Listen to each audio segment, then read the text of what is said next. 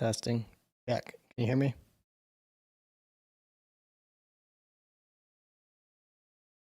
Hello.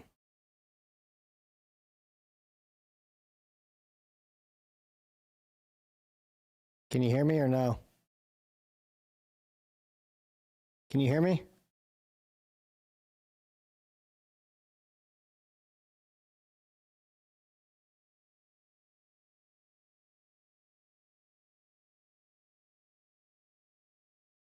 Audio check.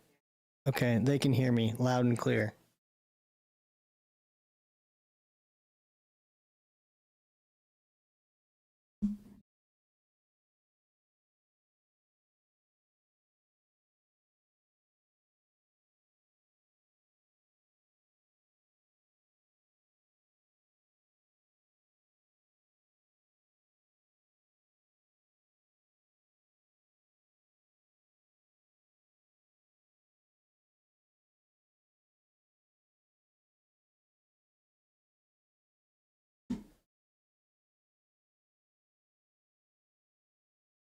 What is 5 by 5?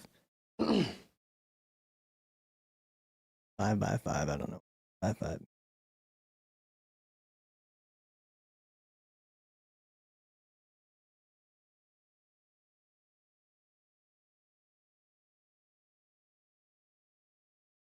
Five by 5. What does that mean, Ken?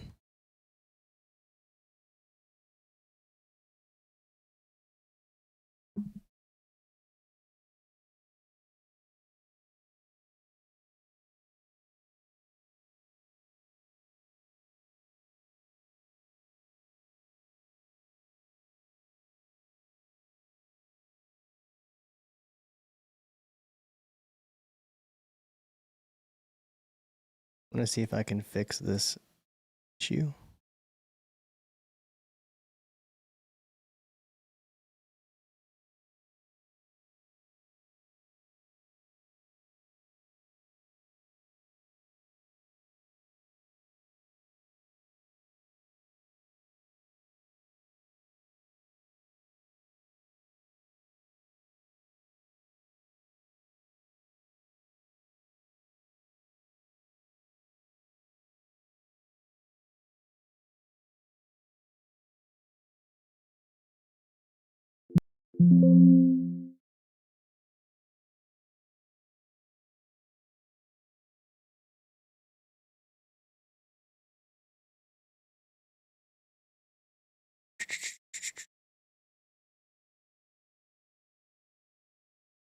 In the military, it means I can hear you clearly. Never heard that before, but I believe you. Lima Charlie. Heard that one.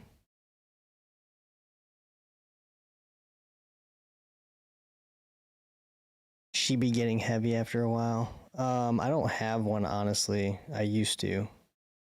And if you're gonna have one on your gun in real life, then you should train with it. That way, not for the weight purposes, but being able to maneuver it. And realistically get more under a better understanding of exposure and whatnot. But if I had one, I would run it with my on my gun. I was around a group of dudes at one point that had the option of using one and decided not to.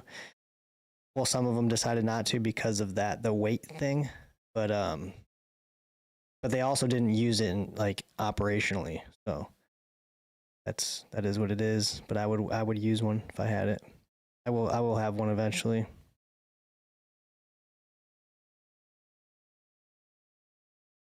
But that answers your question that I don't use it while training because I don't have one.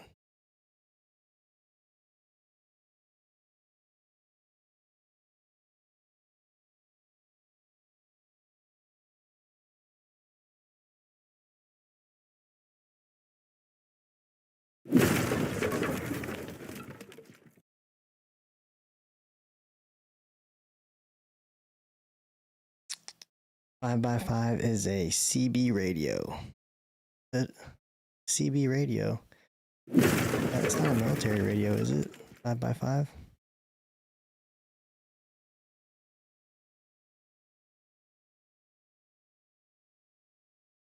It sounds good to me. I like it. What's up, Josh Carter?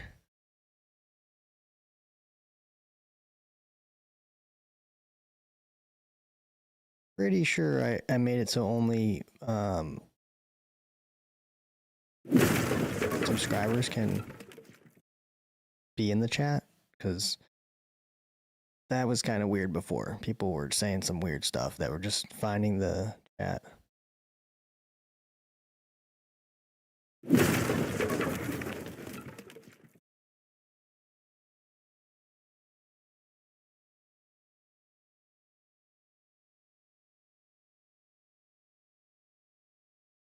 What do you guys do for a living? Any cops in here?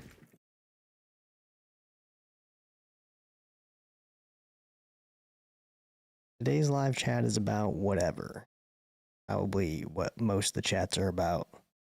Questions, comments, concerns, training, policing, whatever. Stuff like that. No particular agenda. Kind of want to keep it that way.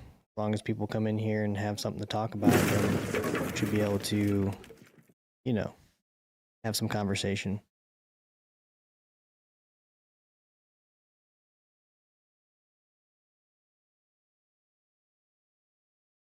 Low voltage electrician. Low voltage electrician. That's me. I'm a low voltage electrician. Not a cop, an engineer here, just like the channel for training, info, and purposes of protecting my family. That's cool. The content and exposure. Why, thank you. Everyday carry. My ID, keys, and a Glock 43X. Pretty much nothing. Nothing exciting. You have a light on it, but I have to put it back on. Here's something for you guys. I heard this. And a person who, I think, like, people say things that sound good and sound cool. I'm not gonna say who, but I feel like sometimes there's not a lot of real thought that goes into the things that they say, and I feel like they say them because they're trying to fit into not a category, but trying to make themselves out to kind of be that guy or whatever. And what I heard is the person was asked something about an active shooter, and this person that was asked this question is basically a civilian, prior military guy. Like, basically, like, are you going to help your family or go after the active shooter? And the response was, I'm going to get my family to safety, and then I'm going to go after the active shooter. And I would just be very careful about doing that if that's something that you're thinking that you're going to do, because you're in a public place with your family, and you are going to take the time to get your family to safety, which is totally cool, right? But then how much time has passed between when the shooting started and when you turned around to go, right? Now, cops lately haven't been the best at going after the active shooters necessarily, but they will shoot a lot at somebody who has a gun during an active shooter. So that's just something that you should consider, because if you are moving around and you look like a civilian and you have a gun and people had been running and there were shots fired or there's blood everywhere or whatever, like, that's not good. I mean, we've talked about this before on the stream, and people have been there. There was a guy, I tried to look it up. I think I found it on the stream, but that intervened in an active shooter, and he killed the active shooter. He was a citizen, and then I believe he picked up the active shooter's gun or something, his rifle. The shooter had killed a cop, actually, and then the responding cop shot the citizen who picked up the gun or had his own gun out or whatever. And so, like, you know, I think there's a better answer to that question. And it doesn't sound like that. Because, you know, if you're going to move from, you know, what about another citizen seeing you too and they got a gun? Oh, well, this guy must be the shooter. He's got a gun. Now, two innocent people are shooting at each other. So if time has passed and you've, you know, dropped your family off or whatever, and you're going to go back, I would just be a little bit, you know, aware. And maybe you're not even pulling your gun out until you get to where you think the guy is, you know, get close enough to him to go, okay, there's no cops running around, right? Yeah. So just be careful with that. I think there's a better answer to that. I think it sounds cool. I just think it's not a good idea. But I'm all about citizens like taking care of the bad guy if they're the first ones there. It's cool. I'm not doing that. I don't want to try to be the hero and then get shot in the good. Yeah, exactly. But I mean, I think you can do it. There's a time and a place to do it. I would just be careful because it sounds cool when you say it that's what you're gonna do. But it's not gonna sound cool when Brittany, you know, who's arriving at the scene, you know, who hasn't qualified twice a year, you know, or whatever it is, and then happens to see you running by with a gun or something. Yeah. I mean, there's been cases where citizens have assisted cops, and you definitely want to tell them first. And I mean, we can look at you and determine whether or not, like, you seem like a reasonable person, and then decide whether or not we need your help. And sometimes the help is obvious because we're like hurt or something. So it's like, I don't even care if you say you're going to help me, you know. But, you know, getting to an officer and saying, hey, I'm a concealed carry. Can I help you or whatever? And they might say something like, yeah, but hold this hallway right here, you know, but like stay with me. Because again, you could still run into the same problem. Now only that cop knows. And it could just not be a real good time.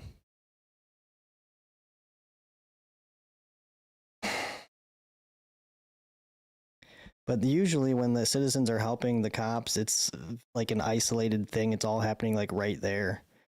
So it's pretty obvious, you know, if a cop shows up and sees a citizen pointing a gun at a potential suspect and the cop is also pointing a gun at that same person, it's implied that you're not a bad guy. And if you're standing next to the cop, right?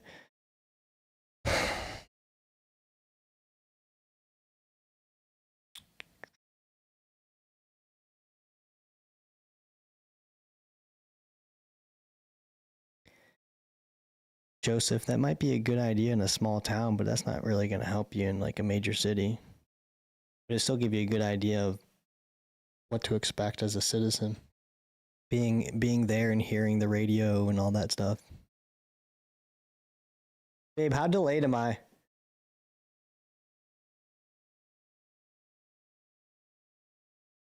Just curious, is it very on your stream? Oh, Dylan, you're welcome. Do me a favor, Dylan. Tell your friends. Trying to grow this thing. I have to go pick up my Domino's order. I'm pretty excited about it. Why are you picking it up though? I'd be more excited if I wasn't leaving. Like a lot of work. Anyways, so I saw that conversation happen. I thought it was. I feel like sometimes if people see things and hear things, they don't really know what they're seeing and hearing if they don't really know. You know, people can say things and they're, oh yeah, that sounds awesome. I'm gonna go after the active shooter. You know, like, can we give? I think there's just better advice. And not that was advice. I think there's a more or better thought out response that doesn't probably sound as cool.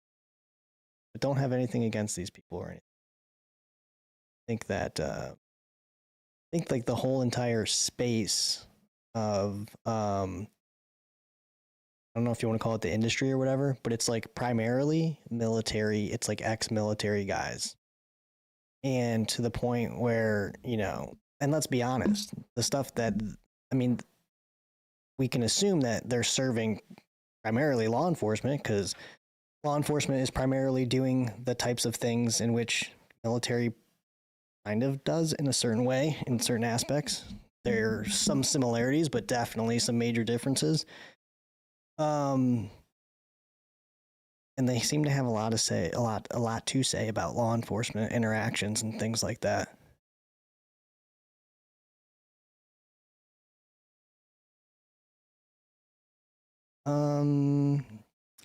I've been on several oral board panel interviews.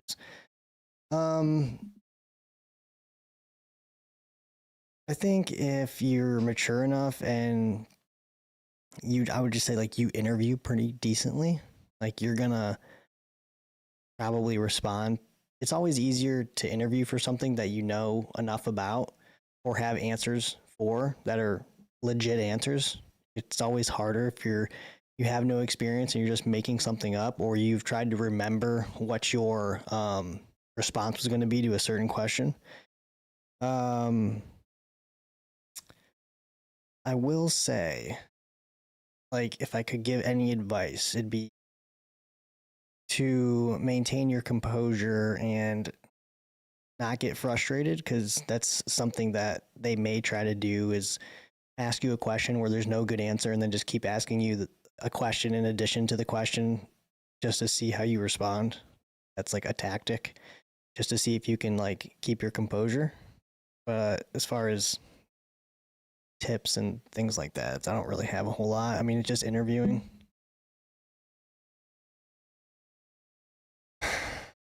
Feel you, Max. I'd go so far to say EDC is more personal protection and LEO and SWAT is to handle shooters in public. Yeah, that's a good thing. I mean, that's true. But there's a whole thing. Like, the only thing you ever see about EDC is, how fast can you draw your handgun from your holster and shoot, right? Which is cool. Like, you should know how to do that and you should be good at it. But where's the training to tell you when you should or shouldn't get involved in things and what your role should actually be? Because there's a lot of videos out there where like EDC people or concealed carry people are shooting people that don't like legally probably shouldn't be shot.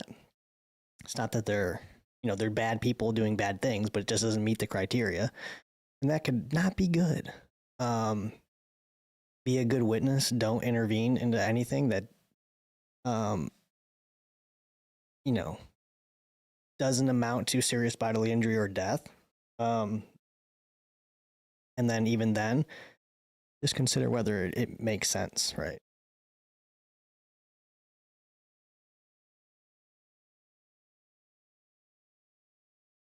I have the Mantis X trainer behind me. Is it the Blackbeard?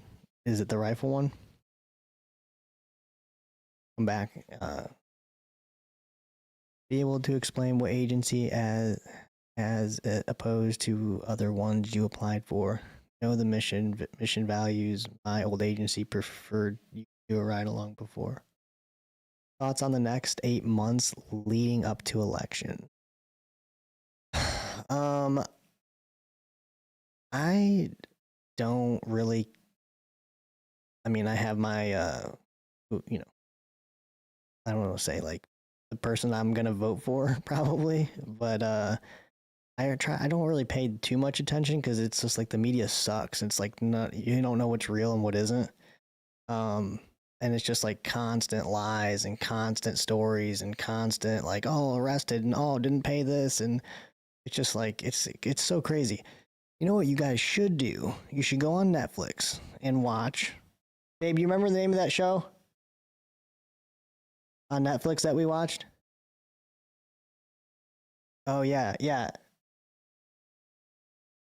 It's called something Octopus, but it's like a movie about a report or a documentary about a reporter who was investigating essentially there was like a guy who created this software that was meant to be for like I believe like attorneys, like district attorney systems where they could like and it was like I don't remember what time period it was, like before Kennedy or somewhere around that time. Um and like the guy basically like pitched the software to the government. The government basically stole it. And then that's like where the story starts. It's pretty insane. But yeah, you learn a lot about the government and political parties and what they did, and you know, secret mission stuff, and a lot of people dying. Like there was this one dude who like basically like would just murder people for the FBI and like never went to jail. Like it's just insane. There's all kinds of stuff like that. So kind of hate politics. It sucks because it's just I think it's all a scam, honestly. I don't know if you didn't really ask a question, but those are my thoughts. It's like we're just doing this again, you know, like every 4 years, another election, and here we go again, and it's just nonstop. And nobody cares. These people aren't held accountable. Just whatever. I used to be really into politics, and actually, when Benghazi happened, what year was that? That was probably 2014, 2013, and maybe even 20. I think 2013. Say 20. I remember like I was really into politics then. I was watching everything happen, watching the news, and listening to these characters, independent like news people, and man, I just like, and then when the Benghazi thing happened, and then Hillary, was that lady's name that went on those talk shows and said, "Oh, it was basically said it was like a spontaneous protest that got out of control, like a week," and then turned out like no, it actually wasn't. It was an attack, and they knew it the whole time, but they were obviously not saying that because there was an election going on, and then Hillary Clinton was on the hearing or whatever, and she's like, what difference does it make? What difference does it make if it was a protest or an attack? And I was like, you know what? She's right. Who cares? And that's when I gave up, like, on all that stuff. I was like, yeah, I mean, who cares? So it doesn't matter. She can do what she wants. They can do what they want. No one gets held accountable. We know exactly what happened, but nobody seems to care. You got like the Biden thing and his son, and it's like, it's fine. Money from other countries, drugs, it'll be fine, So, I mean, what am I doing? I'm just trying to take care of myself and take care of my family, and that's it. Be back in 10 with updates. Let's see here. Let me get caught up. Yeah, ignoring the news. I mean, I don't like watch the news at all. Like every now and then, like maybe I'll clip something on YouTube or I'll see it, and that's the extent of it for me.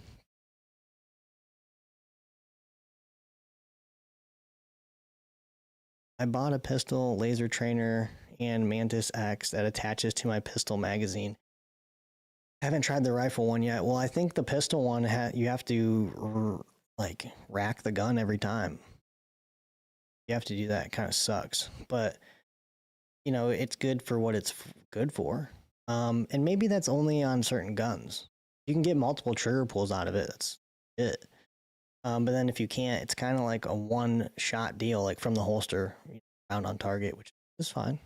I have the rifle one, and it's a magazine that has a computer in it basically, and then the bolt carrier group goes in the rifle, and it doesn't reciprocate, but it makes a noise, and you can shoot as many times as you'd like. The laser comes out, and you can basically set up your phone, and you can use anything as a target. It doesn't have to be an actual target. It's something to look into though, because Mantis told me after I made a video on it that you can print off the targets for some of their courses that I guess are like not free, like through the app. You can print off the targets like online, I guess, for free instead of buying them. But I think it's cool. It's an element of training that you can do in the comfort of your own home, without like the mass and all those things, and it's only as good as it is. I personally wouldn't shoot at a single target more than twice because I've seen people like pulling the trigger on these mantis things like 5 times. It's like the gun's not even doing anything. It seems silly. And I think like the downside is the setup for it. If you're gonna do it like in the best way, set up your phone to clock the thing and make sure it's calibrated, and just not like you can't pick it up. It'd like be cool if you could just pick it up and go. Actually, though, there's an airsoft thing. I have an airsoft gun behind me that I got a Glock, and it's actually really shit. Like it looks real, feels real. The only downside with airsoft is you can't drop the magazines because they hold the CO2. Those are the kinds of airsoft guns that you have, and you'll break them. So you really can't do magazine change at all unless you like maybe set up a pillow like to your hand to catch it in a basket or something. But there's this system that's like a computer screen, like the size of a computer monitor, and you can shoot it. And there's like different like games on there, I guess, or just like shooting drills. So I'm actually going to email the company and see if they'll send me one. Cool. If I get it, I'll let you know. But I think it's like $400, which isn't terrible. And really, airsoft is very cheap in comparison to anything else. Of course, mantis is a one-time thing, really.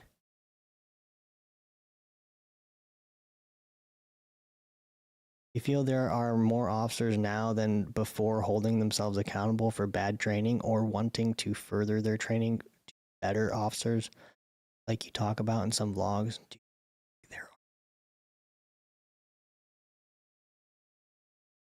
I think that's a really tricky answer, and I don't think the answer is yes, there's more officers now than before, because I think it's actually always been this way. It's always been the way of training is not the most important thing to cops on average. And I will say what's definitely different now, though,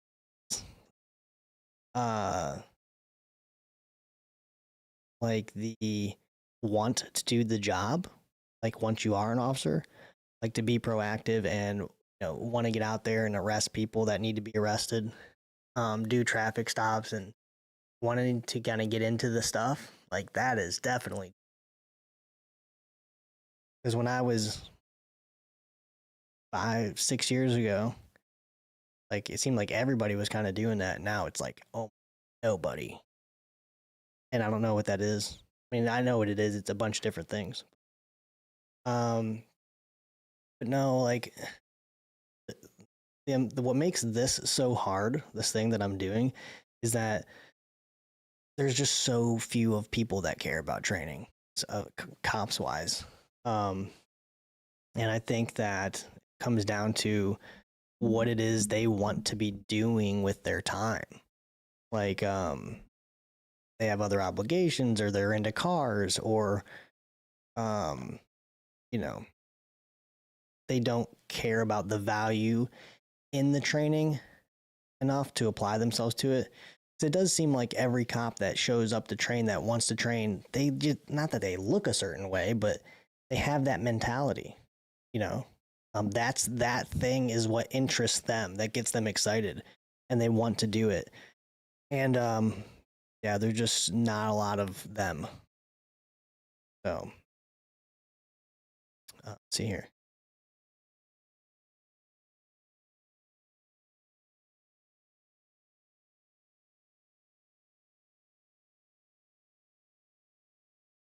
What is you had zero clue that CV happened till 3 days later? I don't know what that CV. Ammo prices will rise between now and November. Do I play Call of Duty? I used to. My son actually does a little bit more now. We used to play together, but since over the last year and a half, 2 years, Whoa, I think June. This June will be 2 years. Since I kind of started this thing, 2 years since the YouTube, and I haven't played. I just don't really have time. Like, there's just other stuff to do, but I would like to, spend some time with my son playing Call of Duty again. And I could take a break. I could just say, let's go play.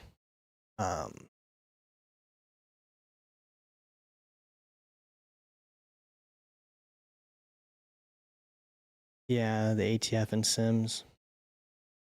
I'm aware.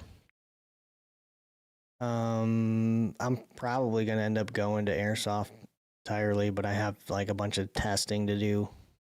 Sure, it's a viable option. Which it is. What was my concern? Well, one, with the Airsoft, you can't really do it in just any building. Because, like, Sims, you could shoot them pretty much anywhere. I mean, if you shoot it point blank at a piece of glass, like a window, or within like 3 or 4 feet of a window, you could break it, crack it, windshields of cars, right? But otherwise, you can shoot Sims pretty much anywhere, and they're not going to damage anything. You just wipe it off. Can't do that with Airsoft. They will destroy things. They'll destroy your walls.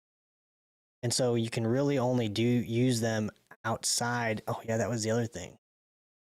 If you're at a dedicated Airsoft place, basically, seems like right now, or a place where they're like, yeah, we don't care what happens to the inside of this building. Like, just, it's going to be demolished. And then, so like vehicle stuff. So I was going to use it in my vehicle class, or give one out so they could like use it and give some feedback.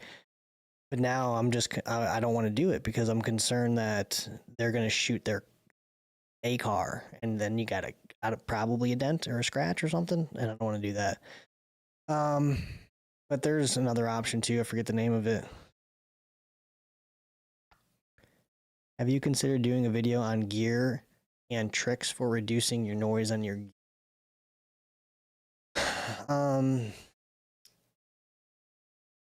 seems like that's kind of a straightforward thing. I have gear videos. I actually am finishing. Well, I haven't really. I started it, but I just shot like the B-roll for it.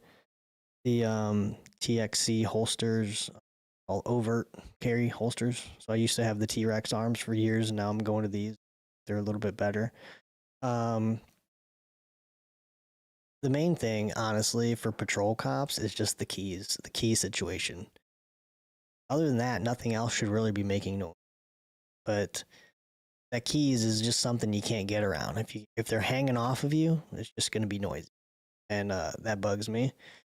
That's pretty much the only thing. On body cameras, when you watch a body camera and you hear an officer running and you don't hear keys, you're going to hear stuff moving because that's what it sounds like. Like the camera being on you and moving around, it's going to sound like you're loud, but maybe you're actually not. I don't know if I have anything for that as far as silencing. I don't do anything other than everything is already secure. Just the key.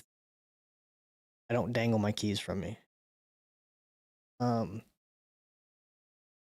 Focus on the noise kit make. Yeah, maybe it's neglected because it's just not. Like, I remember in the military, there was no like how to, like, hey, use this or do it this way so it doesn't make noise. It was always just something that was said, like noise discipline, silence your gear. So, and then like it's just like, is something rattling? Okay, move it. Put it somewhere else. Mike, for the airsoft CQB training, like I said, I think I kind of went over that. It just has to be, yes, but it has to be in a place that will facilitate those. I think it has to be basically in a dedicated like shoot house, Sims house, and maybe that wouldn't even be okay because stuff.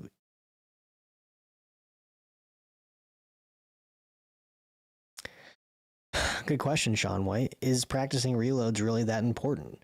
So, I believe that I am like,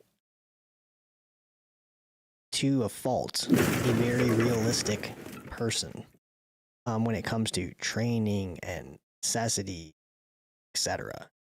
I have an answer for you. Is practicing reloads really that important in the grand scheme of things? So if you looked at all, there's a bunch of things to consider. Okay, if you looked at officer-involved shootings, of those officer-involved shootings, one who actually did a reload, right? So let's look at those and let's get a list of people, right? And then the next question is, of the people who did the reload, did they do it because it was necessary for them to continue fighting, right? Probably going to get an absurd number of even lesser people. Now, if you get into an engagement and you fire your gun and you have an opportunity to reload because it makes sense in terms of like you shot maybe 10 times or you don't know or whatever, and he's down or he ran off and you want to do a reload, like you should do it for the very purpose of getting the real life repetition in. So we have how many actually did a reload. Of the ones that did a reload, how many needed it to continue fighting, right? Then the third question is, if you actually needed it to continue the fight, what did you do with the previous 17 to 23 rounds, right?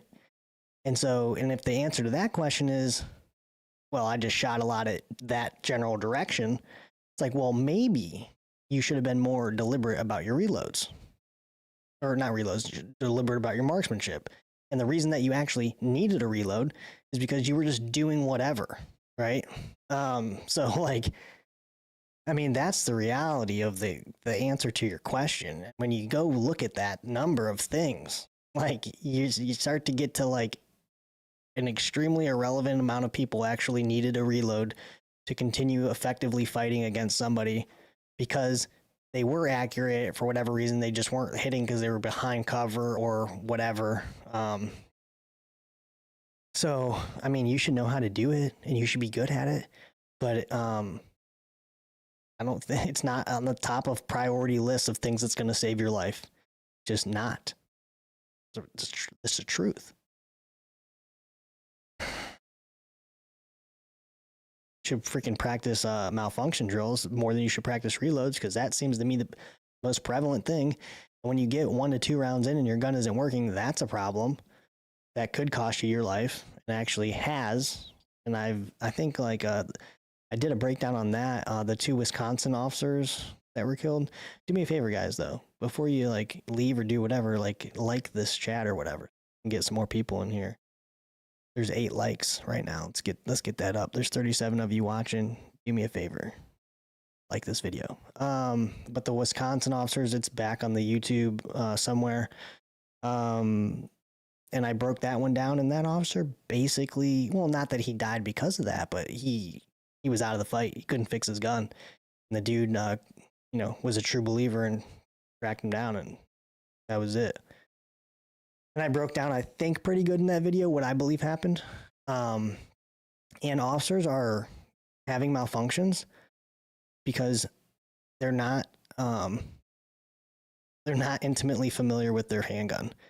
And what I mean by that is they haven't developed their grip and shot enough on the range to know to prevent user-induced malfunctions, likely from limp wristing their gun and not having a proper grip, right? If they get 1 round or 2 rounds off, the slide doesn't cycle fully because they don't have enough pressure down on the gun, and it causes malfunction.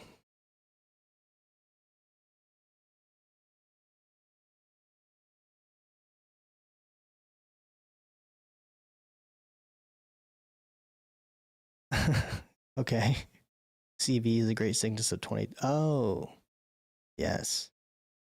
Yeah, there's a lot of things. Like there was an active shooter where I work, and like that's how disconnected I am from what's going on. Like I have kids at home, and I don't pay attention to the news.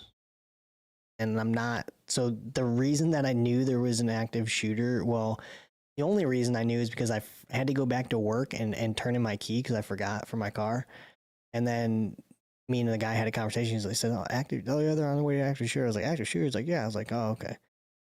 And then the only other way that I would have known about it was people that weren't even from here were messaging me, texting me like, "Hey, is everything good? Do you know what happened?" It was like, I actually got shit for it. Let me see if I can pull it up because it's kind of funny.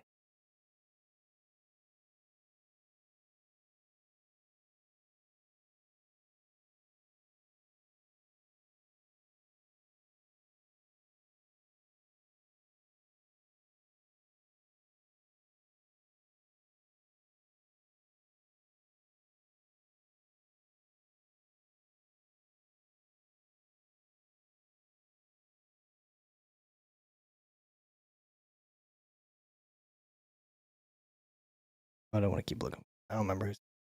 Let's see here. Appreciate you guys liking the chat. Let's see. Yeah, ETF and airsoft probably. Why not? I've heard. So I'll probably have somebody on the podcast that he's an officer, military guy, but he's the videos that you see me doing. He owns that facility, and he told me that they hit harder. He's like, yeah, they do. They hurt. He told me the speed at which they come out to and all that. I don't know.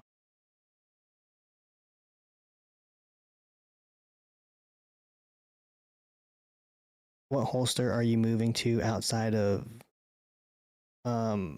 magazine holsters? Is the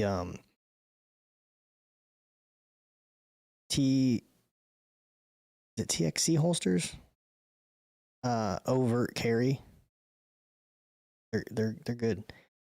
And my video is basically going to say that, you know, I've had the T-Rex arms. I have multiple sets for 5 years, and they're good, or they're great. They're fine. There's nothing wrong with them. But I do think the TXC holster overt carry holsters are a little bit better. And so like the ultimate message is going to be like, if you already have Kydex holsters that you like, or you have the TRX arms that you like and they work, should you spend the money to buy the new ones? No. But who are they for? They're for people that are looking for something new because they've just been running the same stuff for years and years. And I know people that do that. Or people that really want to, what I think, gain a little bit of an advantage over their draw of their magazine, because I think they offer that. I'll have to explain how that is, why I think that in the video, because it's a little bit complicated.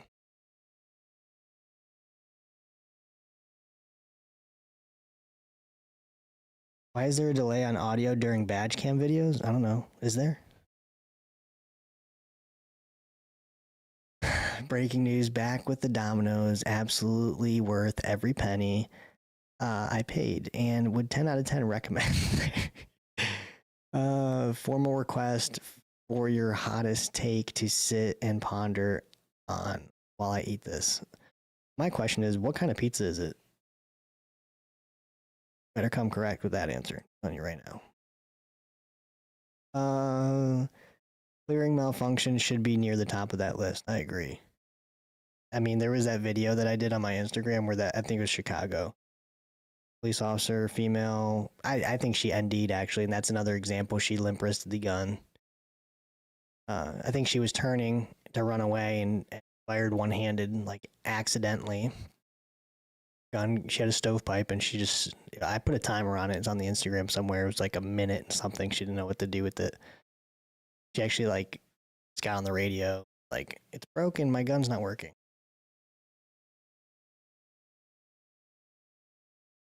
T-Rex Ragnarok outside the waistband.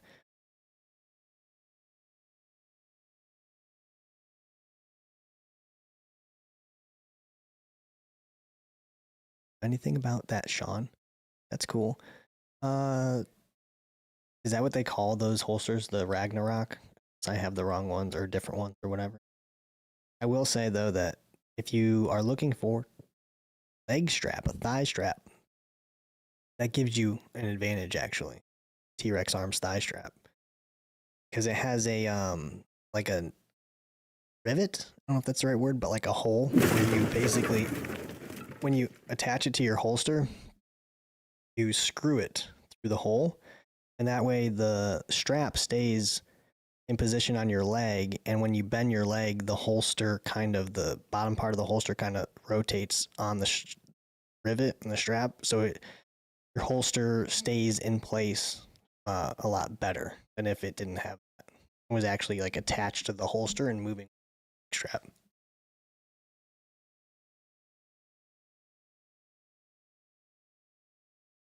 I've seen some LE that king studs at, I don't know what that word is. Brooklyn style pepperoni marinara sauce.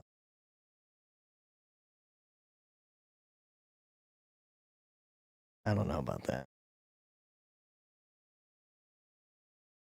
Thanks, bro. I'm married though, so.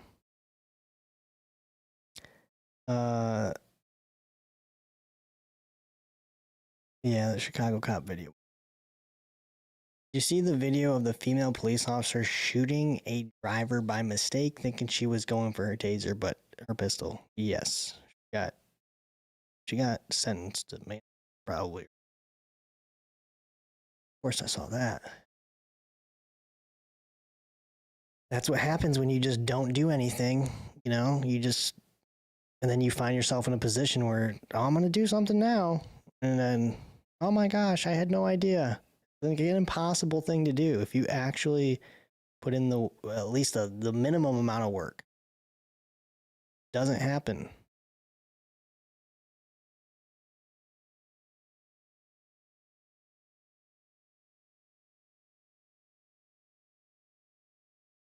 Dude, I don't know what that statement is. Some anonymous guy about this black powder gun thing. Like, that can't be true. Can't be real.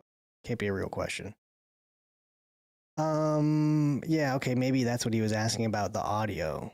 30 to 120 second buffer before audio with Axon agency set. Mine was 30 seconds, but we have had auto on with unholster overhead lights near other BWCs unseen. Well, that's cool.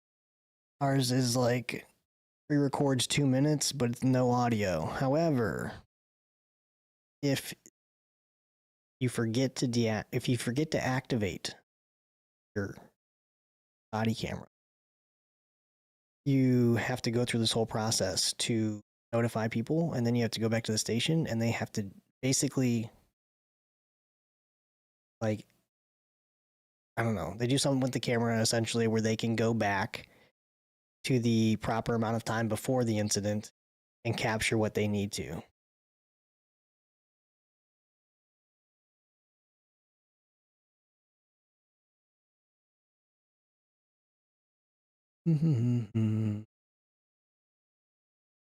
Let's see. Shooting competition teaches you to shoot with a self-induced stress. It also teaches you to have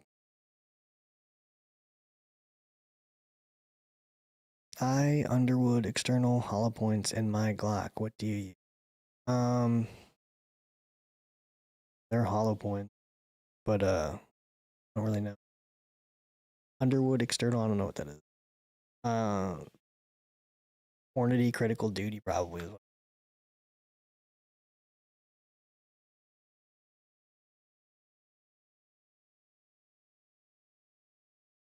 That's funny.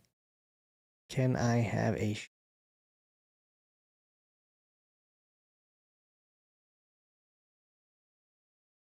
I don't know. You guys, I don't know who's a cop or who isn't, whatever. Or you don't have to be, but the Surviving the Street community, there's probably a link in the description if you guys want to go check that out. I think that what I'm gonna do is the body cam stuff that I had done previously on here, I'm gonna do it there, but it's not gonna be for the algorithm. You know, like, I don't want to say well done, like, do my best. It's gonna be more or less after action type, where I'm just talking about it. I have one on there now, but I'm gonna start doing that, I think, for the community, because I don't really want to do that here on the YouTube channel per se, because it's kind of like more work than I really care to do. The potted plant police. That's a good one. I haven't heard that plant police. Well, I did a video on the potted plant. I did a video. They were both in the video that I did on the Instagram. Where I just like, and that's the thing, right? There's like people out there that maybe they are a firearms trainer at their, you know, department or whatever. I know, quite a bit about, police officer hit factor on the streets because there's 9 research articles on it. Okay. And it's like 18 to 38% hit factor. Like it's what it's always really been. I think we've improved like 10% since the 19th century or something like that to modern policing. But like there's people that claim, and they claim it because they're in charge of the thing. So they're gonna say like, oh yeah, like our hit factor is great. Our cops shoot 80-90% on the streets. It's like, no, you don't. Like I can pull up the last 10 body cameras from your department, and it's apparent that that's not true. So I made that video just to show that how absurd it is to make a claim like that, because actually, if you haven't seen that, go watch it on the Instagram, because I did a podcast, and I was talking to the individual across the table, and I kind of wrapped all of that up into that, minute and 15-second reel on Instagram where it's like if we could get cops to not shoot when they shouldn't be shooting, like we should probably just start there, like we just don't make good decisions with gunfire, which leads to an absurd amount of rounds shot at not hitting what we're shooting at. And so I think in that video, between 3 videos, I think it was 3, I kind of combined them, and I did the best I could to count the rounds, although it was kind of hard. I think I got up to like 63 rounds, between like the 2 or 3 incidents, and it's like 0 for 63, and it's like, as a department, you cannot crawl out of that. Like it's just not, if you added up all the rounds that were shot throughout the whole year, which ones hit, and we're not even talking about vital areas or preferred areas. We're just talking about hit anywhere, finger, shoulder, whatever. Okay, we'll give all that to you, and then the ones that completely missed, it's going to be an absurd number. So it's going to be what it's going to be. It's going to be probably 13 to 35%, probably somewhere in there. So that's why I put that video together. But I have a class that's called Exploiting Accuracy, which is, the next one is going to be April 16th in Cypress, Texas. And I identify that very thing with the students. They do what every cop does, and I teach them how to not do that, basically. And if you understand that concept and idea, and so there's what I teach in the class is what I call deliberate habituation. It's like the very thing that's missing in police training. And that is this. It's like the range stuff is fine. Maybe it's not fine. Like do better, do more, make it harder, moving and shooting, barricades, low light, do all that stuff. But, even though marksmanship quality and the amount that we're doing has increased, the hit factor has not, right? Because we have a U problem. We have a decision-making problem. We have that is, why would you attempt to do that problem? Like that's unachievable what you tried to do. So, and what happens is cops in real life are induced with the physiological responses to stress. They completely abandon marksmanship. It's not at the forefront of their mind. They're like, this guy's still moving. Let me keep pulling the trigger until he's not moving anymore. Or he goes away, right? And before you know it, they're 14 rounds into it, And it's just apparent in like every video that I basically talk about, although I'm kind of getting away from the body cam stuff a little bit to do more of the training stuff. You know, I mean, I talked to a cop that was involved in a shooting where he was in a foot pursuit late at night, dark. Bad guy turned around with a gun. He had his gun out. The officer did. He fired on the officer. Officer fired, I think, 14 rounds, and I think he was like 6 for 14. And, you know, I said to him, I said, let me tell you what I think, and you tell me how accurate this is. I said, it sounds like and looks like you just reacted to him shooting at you, and so you pointed your gun and pulled the trigger very fast, and then you realized kind of what you were doing, and you caught yourself, and then you slowed down your rate of fire, and then you started getting hits. And he's like, yeah, that's exactly what happened. He said, I was firing for effect, is exactly what he said. It's not his fault. It's just, it's normal. That's what happens, because for a lot of different reasons. But essentially in my class is what cops need to do, right? You go to an active shooter course, and let's just say a department course, and let's say there's 1,000 to 4,000 cops that need to go through this. Okay. And you know how long that takes, first of all, to get everybody through that thing that has to get done in that year or whatever. And so like the course is what the course is. And so if there's 15 cops in this one course, and there's like, let's say 5 go at one time, and you do like 4 runs, well, how many cops actually get to shoot the bad guy? You know, like maybe the same person. And so cops are not being put in the positions that they may find themselves in real life, having to make decisions with gunfire, having to pull the trigger on average. I've been to all the trainings. Like I always volunteer and try to go up front because I like to do it. But it just so happens that you may not be the guy. And if you're not the guy, then you didn't actually get an opportunity to, one, be induced with the same physiological responses to stress and have to be held accountable for your marksmanship. So, but yeah, that's what that is. You know, you have these 2 cops that were shooting at a wall. I watched the news video. I don't know where the person went after they started shooting. And why are we still here? Why are we still doing that? Because they've lost their mind. Went condition black. And that's not a marksmanship problem. That's a decision-making problem. That's a I don't know how to control my emotions problem. I don't have a 500 Magnum. Your thoughts on the acorn cob potted plant? I just talked about that. Holy crap. I don't know. Like, it's just so bizarre. So I'm not gonna like do a video on it because I don't even know what to say.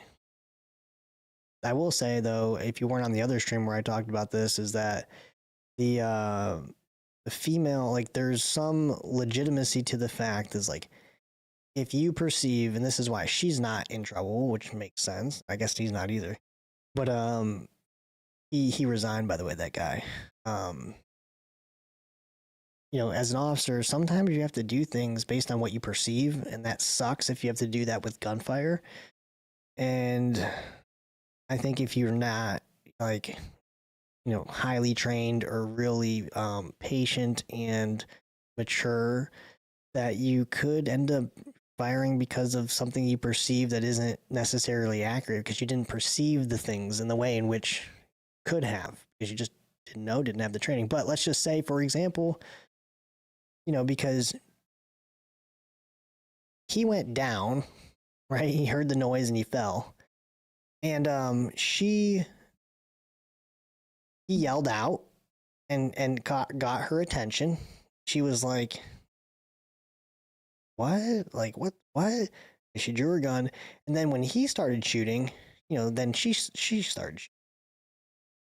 You know, and like, I think like your mind is telling you, like, I didn't hear anything. Like, what do you mean you got shot at? So in that moment, like, even her is probably like, dude, what are you talking about?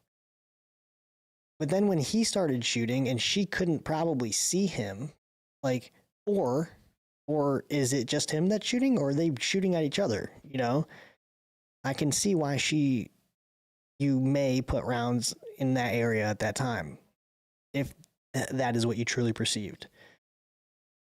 I don't agree with it. I just think like you could find yourself in that position to have to make that decision. You just have to be very careful. But I don't like, I do like the fact that she stopped shooting relatively quickly. I think she got like 5 rounds off or something. And like they didn't shoot again, which I thought that was good. But like that's not a good I've heard people talking about what she did or whatever, and I don't think that's a great example to be like, oh, you can't see, like, what are you shooting at? Or whatever. It's like, well, I mean, he's probably the only one in the back of the police car, right? Well, yeah. Well, like, but he wasn't shooting. It's like, yeah, but maybe she didn't, like, she actually thought he was shooting. He did have a gun.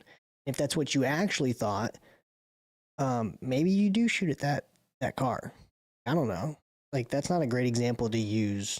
There are plenty of those where it's like, what are you doing? I don't really like to use that. I don't really like that one because there's some things going on there that, again, Acorn Call is civil in my state, so we wouldn't have responded. Well, that's nice. But I thought she was threatened with a gun. I heard the girlfriend or whatever. Wasn't that lady cop a firearms trainer and thought she pulled her taser and pulled her Glock? Not sure about that. I'm frustrated with the Acorn police video. No one is talking about the 2 officers shooting that happened the day after in Tennessee. 2 officers got shot or they shot? And where is it? Like, what happened? She didn't get arrested? That lady didn't get arrested, I'm pretty sure. Oh, wait, sorry. Yeah, she did. Sorry. Wrong lady. 2 different ladies. I heard in podcasts the US DoD shoots on average. It's funny.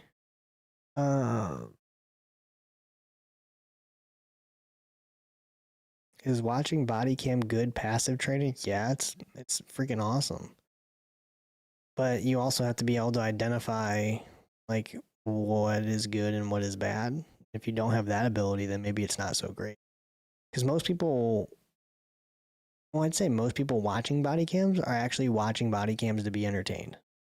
Like they just like, oh, this is cool. What happened? They're not actually analyzing it to see like what was good, bad, and all that.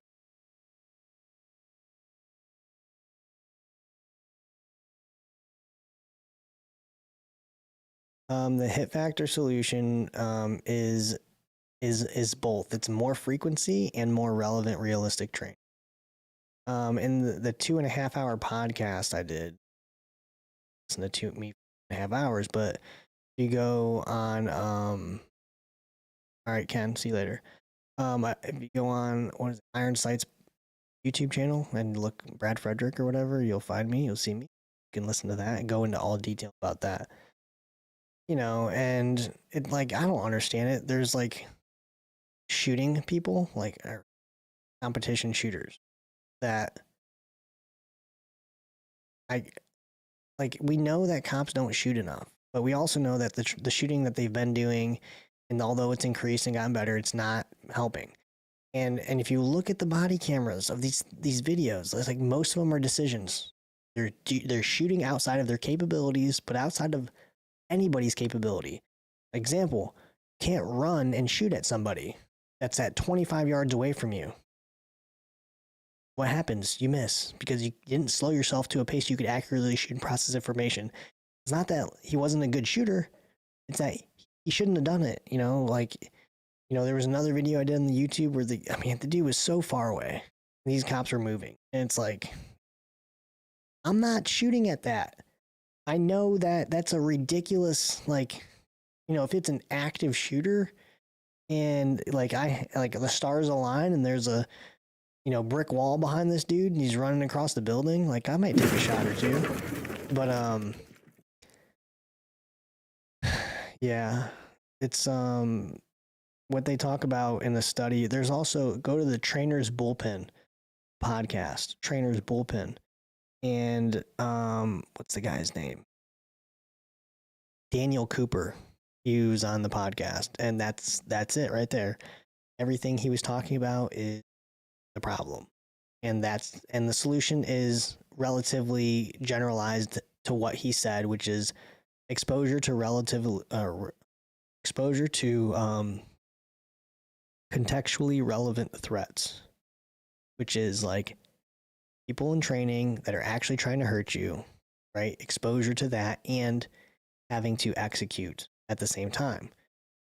But one thing they don't know or talk about, because I think the people that are on the podcast for law enforcement is like they don't really know how to go about doing it, getting people there, which is what I identify in the exploiting accuracy.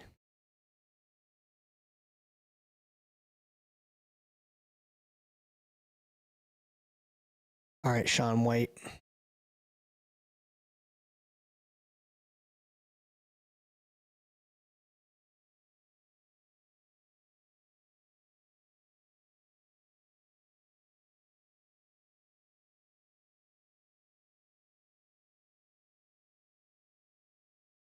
What kind of video ideas do you people have for me?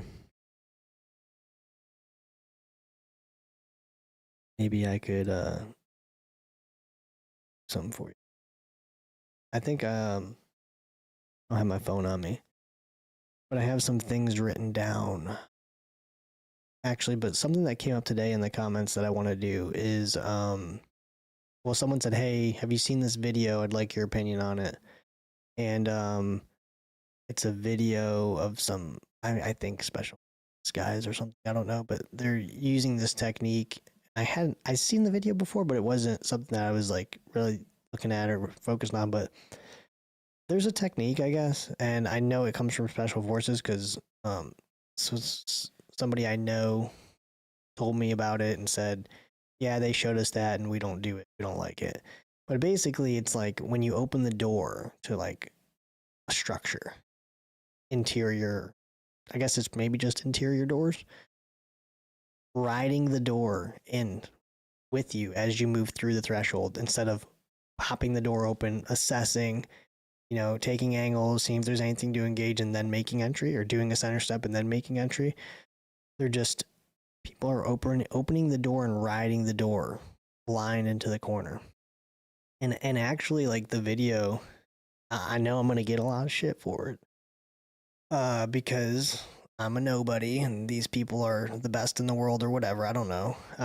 But my philosophy is, how fast can we put accurate rounds on the bad guy? And if there's a faster way to do it, that's what we should be doing. Like, that's always the standard. And so in the actual clearing that they were doing, there's at least one, but I think maybe two or three, where they open the door. The first guy, I think he goes opposite the way the door opens. So I think he opens the door, goes left, and as he's going left, he gets shot. Well, he's getting shot by a person that's straight ahead, in between two innocent people, basically. And you can hear the guy shooting at them, like bang. And it wasn't even like as soon as the door came open. It was like the door came open, they stepped in, the guy shot at least once or twice. And then the second, number two guy went opposite him, which is what you're supposed to do. So now basically had two guys looking at their corners as this guy's shooting at them. And it wasn't until the dude cleared his corner and came back center that he actually shot that individual. And that was way too long. And, in these training, I've been a part of them. Like, I know, like, they're using blanks, you just keep moving. Or even if you get shot with sims, you don't usually go down. They want you to work through it. And, but if you think about how much time that took and the guy was already shooting, just like in my mind, it's like, whoa, that's a major problem. And then the question becomes, how can we mitigate that problem? So how can we shoot that guy in that situation faster? And the answer is you open the door from the outside. and you at least do a center step before you go in, right? And that would have taken care of that guy, boom, boom. And now we're going in, hitting our corners and coming back. And so when you, I don't know, like you ride, so like here's, well, that's a video. This is a video that I want to do. I don't know if it'll be, probably won't be the next one, but the one after. And it's so like, in all of the tactical things that you do, you have to like separate the things that you're doing and align each problem in order, right? I think it's, no, I took it out of this next video that I did, but one of the things I talk about is like in my vehicle class, and you know, our vehicles against suspect vehicles. And so it's like, what's the first thing that could hurt us beyond the guy's vehicle? Like talking about firearms. What's the first opportunity for the guy to shoot at us?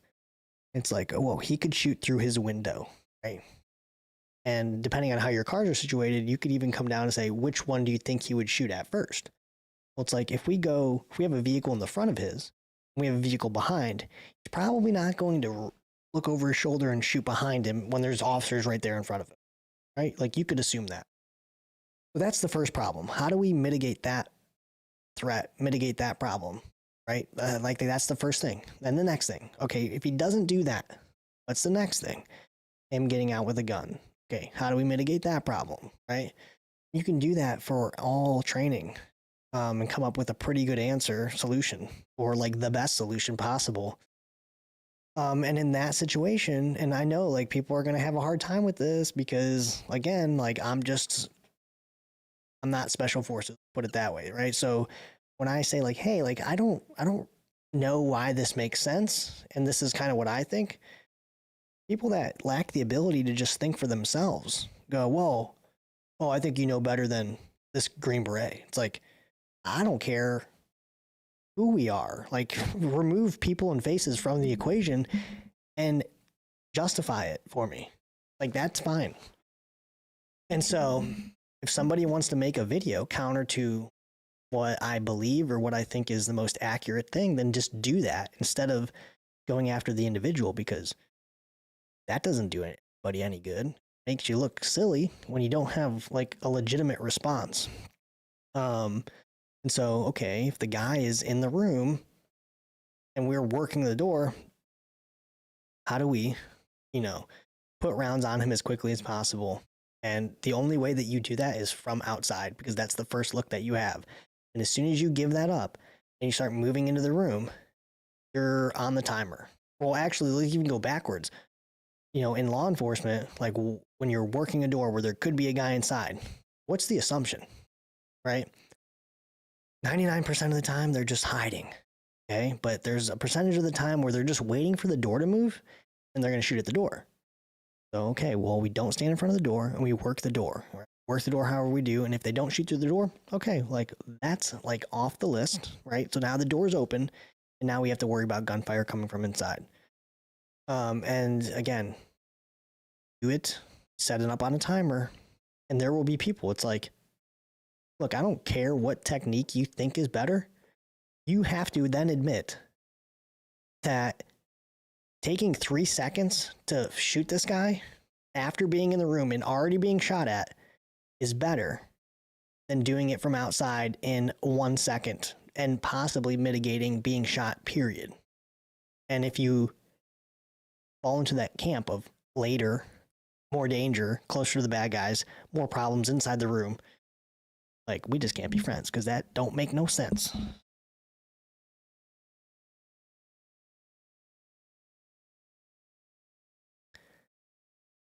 What's the best way to interpret body cam and body cam? Body bad. Oh, good and bad body cam. Watch code blue cam and police body cam. Give context, which give context, and it's actually police. I mean, police activity doesn't do anything but replay the stuff that's there. I mean, that's all you're getting out of it. You're just seeing what happened.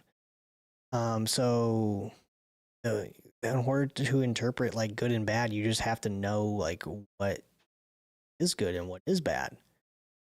And it's not that hard to do. I mean, there's certain things that are obvious, like getting unnecessarily close to people that you don't need to be close to. When you reduce your ability to react by closing the distance. Okay. Never a good thing. I mean, it's fine when nothing happens, but always bad when something does. Approaching vehicles after a vehicle pursuit. Never a good idea. Does it work out most of the time? Yeah.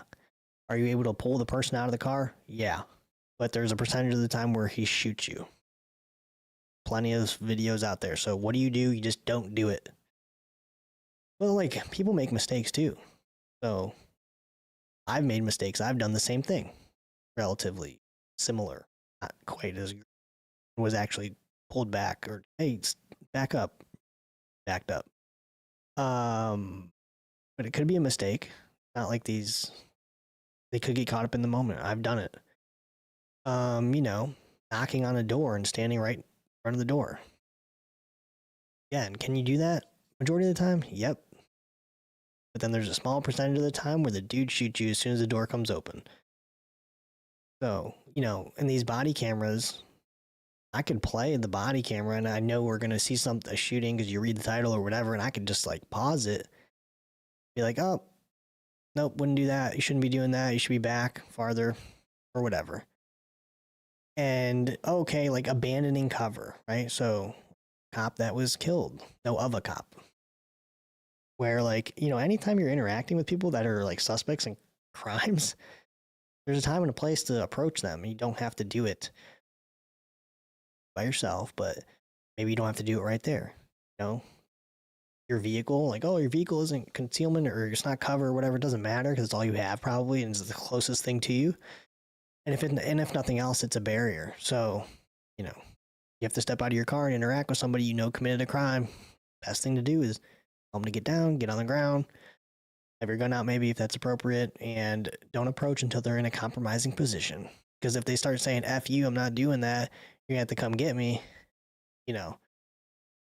well, that's information that you can now use to get more resources and etc.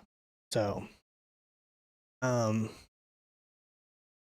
yeah, it's funny. Like this thing, like whatever I'm doing. There is, I don't know what the right, actually.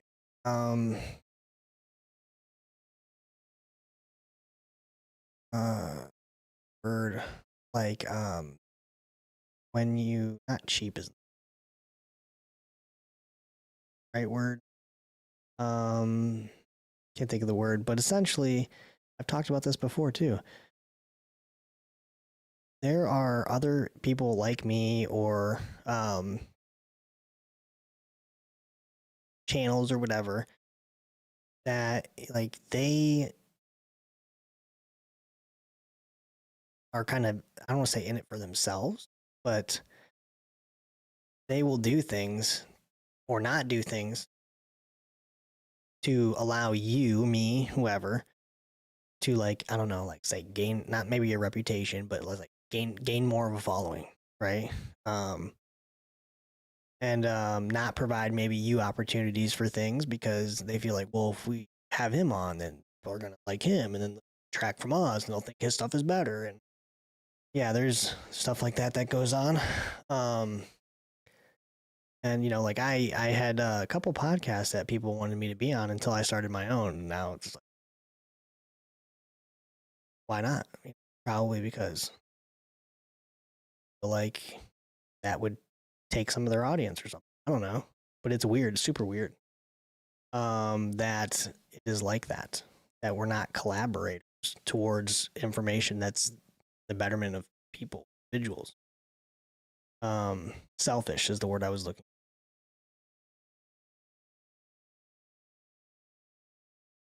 What's up, man? Wrong house. It's funny. Video on daily dry fire. I'm retired now. Dry fire is everything. A lot of home, relevant, realistic, goal oriented. Well, you kind of asked a question, I guess. But I have a dry fire program in the community that's up and ready for you to start and partake in if you want to. That is free. Doesn't cost you anything except the membership, monthly membership, but it's I call it a law enforcement oriented dry fire program because, and it's funny because somebody asked me about the reloads thing. It's like, we only had 15 minutes to work on something because the program is a 15-minute program where, it's like if you give officers a whole bunch of stuff to do, they're never going to do. I mean, there's 125 people in this group now, and how many of them do I think have done it? Maybe 2? I don't know. Actually, I know, kind of, because I can see how far they've progressed in the course, and also see how many times the videos have been played because they're on the YouTube unlisted, so I can see. So, again, motivation or whatever. Can do whatever they want. But it's kind of hard. Like, once you know what you're doing, because it's a program, right? So you have to do the things that I'm telling you to do. But it's like you got to be moving to get it done in 15 minutes, and your hands will be hurting. But it's like a lot of really good work in a short period of time, and it's all the relevant things that I think that you should be able to do as a cop. As far as that goes. So basically understanding there are mistakes and taking notes. Understanding their mistakes and taking notes. Yeah, I think that's a good idea. That's what you need to do. I just not like it. I don't know. Maybe you call me an expert. Technically I am, like by the state or whatever, in terms of subject matter expert on the things that I teach, because you have to be. But when it comes to safety, I just watch cops daily just sacrifice themselves out on the street. So, they just whatever. It's not their thing. And they don't want to listen really either. Just don't care.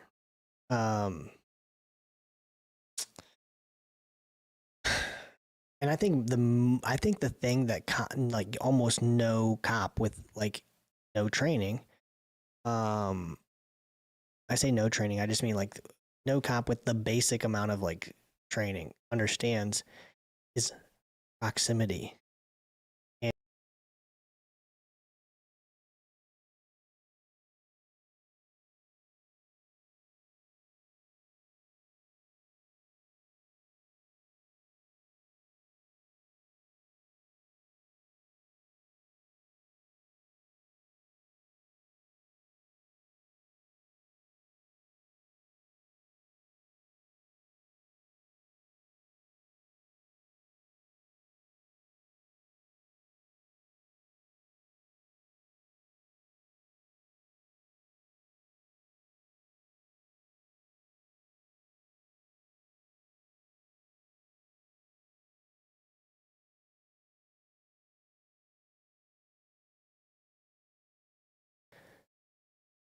Can you hear me now?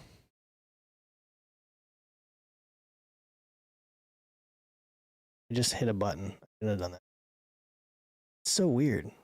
Can you hear the good audio? I guess it's good. The audio sound good though? Or does it sound like it's on my computer? Does it sound like it's coming from here? Oh, okay. I don't know. Anything. Anyways, so what I was saying is the cops basically just, with the most basic level of training, they don't understand when they are in more danger than they need to be. With the bank robber, maybe went back to this hotel room. By the time I got over there with the shield, I went up there and like I think it was 2 cops. They were standing right next to the door. And so like the door was the second room from the corner that like basically of the walkway that went around the corner. So I got up there and I was like, "Hey, let's get back here. Come back here to the corner." So, and it's like, like in my mind, or like these are things that you should know, which is like you're too close. Like if the door comes open, you start shooting, like it's just gonna be straight panic, people just shooting into the thing, and then you're gonna be running back to the place that you should start. So, in order to prevent that from happening, just pull yourself back, give yourself time to react. And it was worse after that too. I'm not gonna get into the legal thing. Got a key card. I didn't. Someone else did. And like I wanted to have a little bit of a plan after I got permission to go search this room. We didn't think he was in there basically. And like the officer, the key card just didn't care. Just like went up there and like, Dirty Harry style.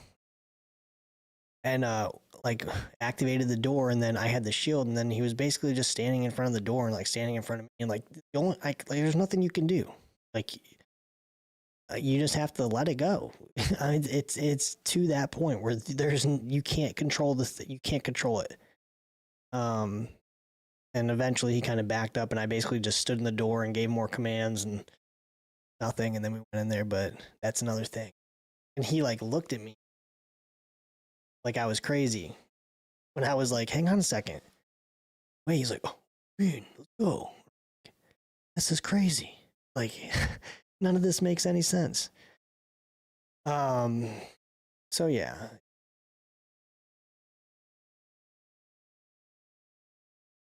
I don't good BWC is when you follow the best TTP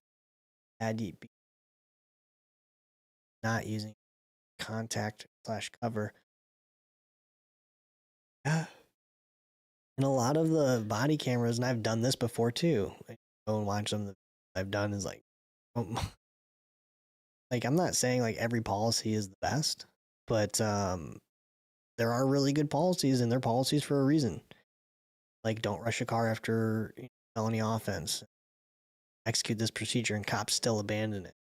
And so it's like not only are you just being unsafe, but you're also violating your policy, and that's not going to help you. So we could at least be doing that.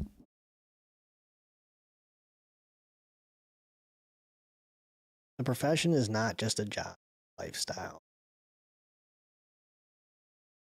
You're welcome. Garcia.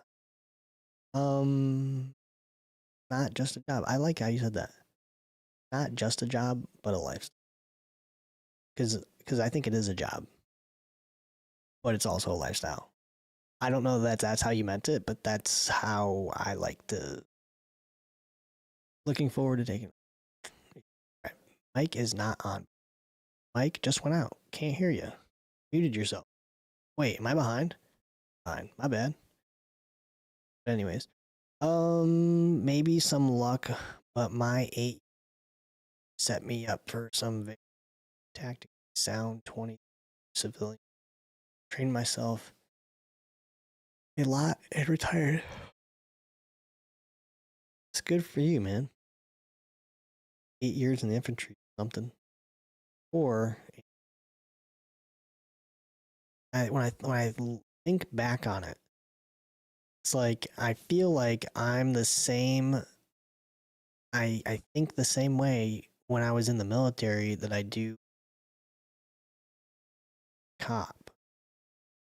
And so I'm the same tactical person, if that makes sense. So, because I was a team leader, I was like an appointed squad leader for a little while, and I had my own guys, and I had to think about these things. My job wasn't really to shoot. My job was to make sure everybody else had what they needed, and they were in a position to like win. And if they're winning, then we're all winning.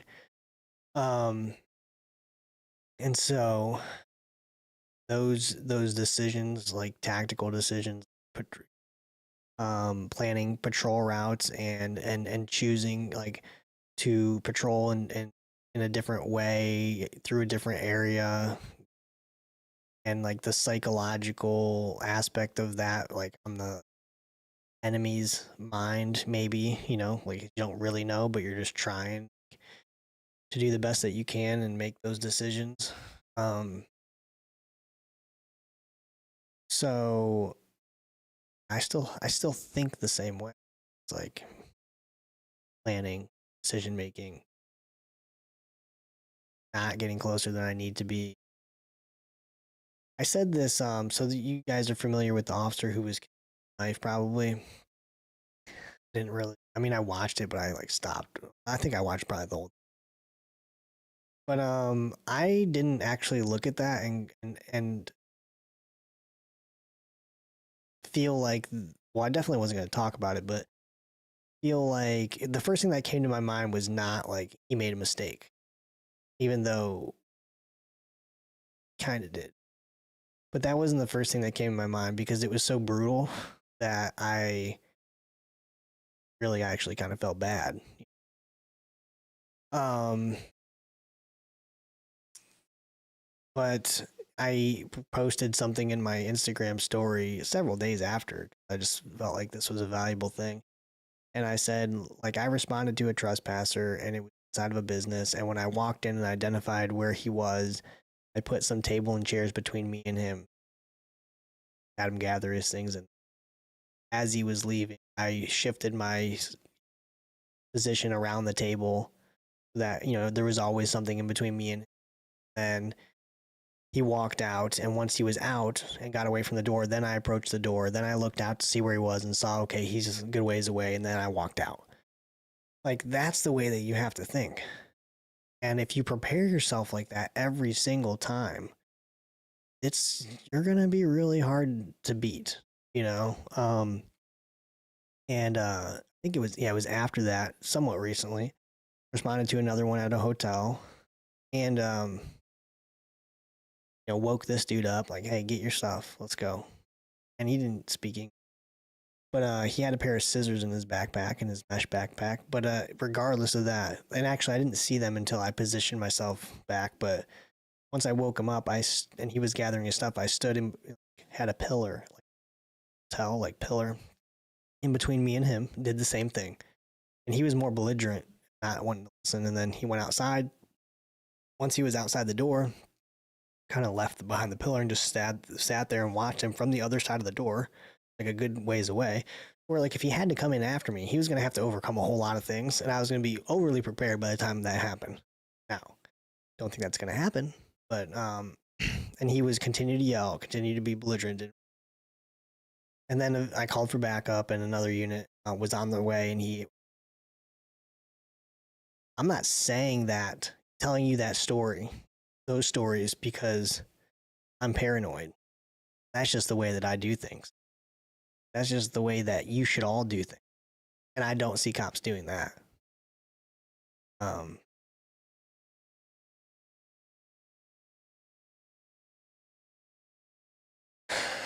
Yes, I'm a cop. There's nothing more frustrating than watching cops do dumb things and putting themselves at risk. Yeah, I mean, it's not good. And they all have an opportunity to not make those decisions. Like I said, I still see cops doing the same thing today. They shouldn't be doing. And whatever. Most of them are going to be fine. Oh, yeah. If you look at the statistics when it comes down to most dangerous jobs, cops don't even fall in the top 20. On the other hand, I'm in construction, fall on the top 3. Yeah. I don't remember what the numbers were. I looked at them, but I don't care. What's with you? Nothing against you, but we're not on here talking about how dangerous it is to be a construction worker.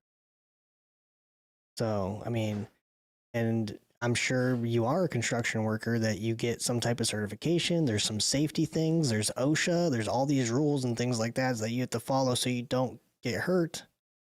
You guys talk about it. Supervisor enforces it. Hey, put your hard hat on.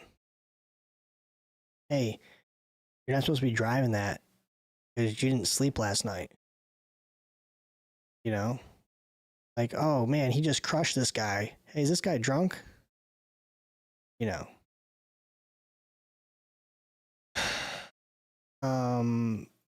So you're welcome, I guess. But yeah, I don't know.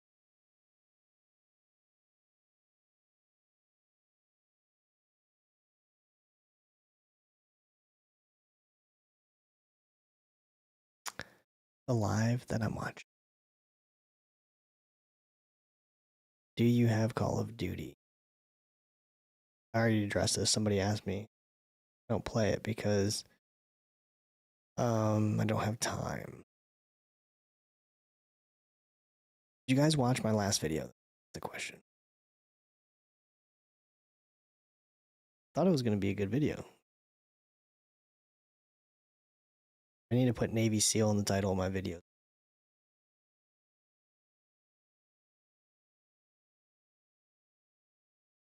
I got something I could show you guys. You guys want to see something? I can maybe play you the next week's video. I don't know if I can fit it in this little space or if you'll be able to see it.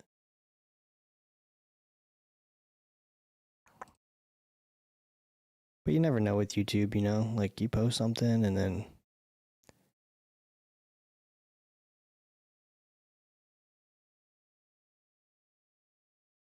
maybe 2 days later it does well. Let's see if I can play this for you. Let's see. A lot of construction guys don't follow basic safety. They get lazy and don't want to finish the job as quickly. I'm clearing one with good vid. I've only seen a couple of your videos, but I think you're going to be successful if you keep it up. Thank you. Do you play Fortnite? No, my son does. Yeah, like, so with my videos, I go in there with an idea of what I want to film, and I do the best that I can. And sometimes I get I'll say, like, it turns into something that it was. It's not really true, but because I kind of like I shoot it all. I don't know. All I know is it recorded because I'm watching it to make sure it's recording. But I don't really know what happened or how well I did or did the thing that I was trying to do until I get home and I throw it on the computer and I pull it all up. So, you know, because I'm not like, okay, let me get this shot and then, oh, did I enter the room correctly? However, I'm supposed to be demonstrating it. Let me watch this back. Like, I haven't watched back a single thing that I've shot ever. So I don't know if you're supposed to, but if that means anything to you. So I'm not like doing it to make sure I get it right. I'm just doing it, and then the result is the result. If for whatever reason, like, the objective wasn't met, then I probably would do it again or something. But if you see like mistakes or this wasn't quite right, then I just leave it in there. That's just what happened. You know, like in the one video, I guess, like, my buttstock was like the bottom part of the buttstock when I came into the room, like, and like some people had a problem with that. It's like, well, I don't know. I just did it and I shot the target where I was supposed to shoot it. And never one time ever in the history of me ever entering rooms and shooting simunition has that ever been a question, or did I ever not hit what I was trying to shoot, neither on the range or in a simunition environment? So, like, who cares? People just find things to complain about. Yeah, I've done some major mistakes in videos. Let's see if I can play this. This is next week's video. I already have it done because I'm not going to be around really, so I kind of made see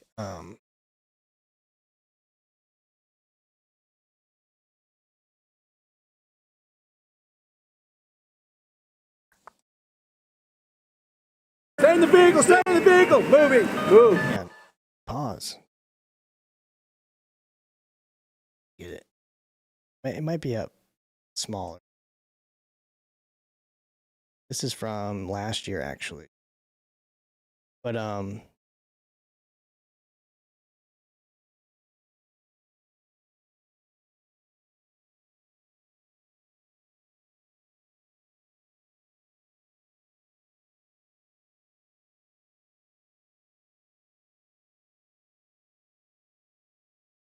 well, that's good as we're going. I don't know if you'll be able to see it. Set! Moving, move!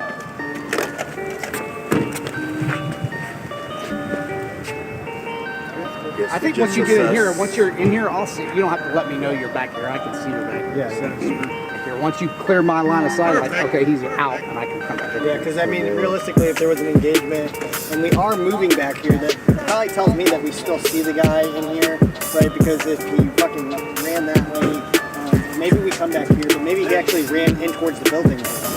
I don't know, maybe you do stay back here initially, but more or less, I want to go maybe start pushing on that guy. How do you actually handle this by yourself? What's a good way to handle that? As an officer who's driving a vehicle, approaching two guys running out of the store with guns, like, is there an efficient way to handle that by yourself? I don't know. Like, I'm not, you know, maybe if you're in an unmarked car, you're just saying, hey, I got two guys running out of the car with pistols. I need you guys over here right now. What you got? Don't move! Police, don't move! Okay. I got eyes on him. All right, you can move, bro.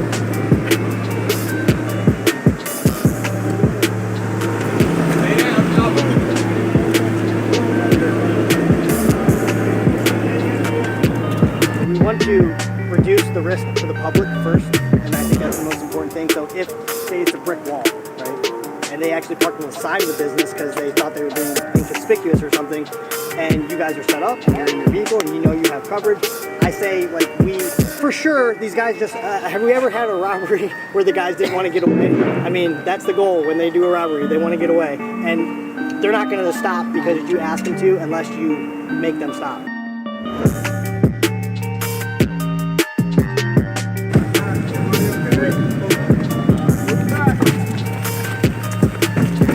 Right. Moving! Move!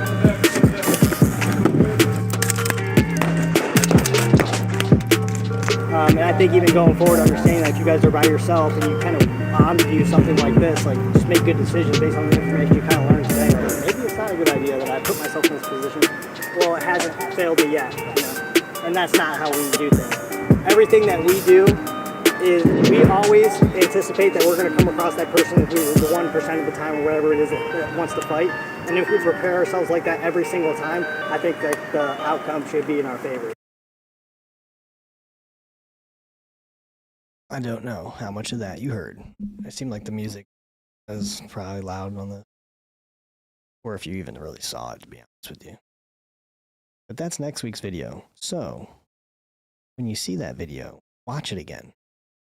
That can help out the channel.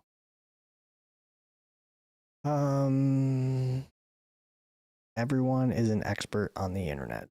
Yeah, I know. Like, I have like 140 people, or like 30 at least, that I have hidden from the YouTube channel because they're just annoying. They don't have anything valuable to add. They just want to be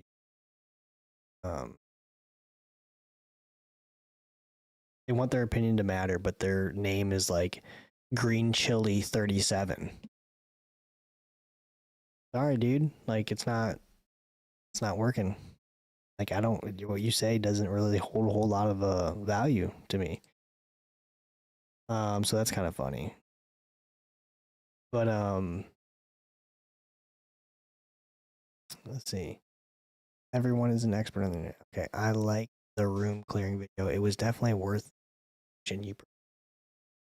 So like that video, the last one, is basically I've seen some recent, but like when you enter a corner fed room and there's actually things to look at, you can't really do that.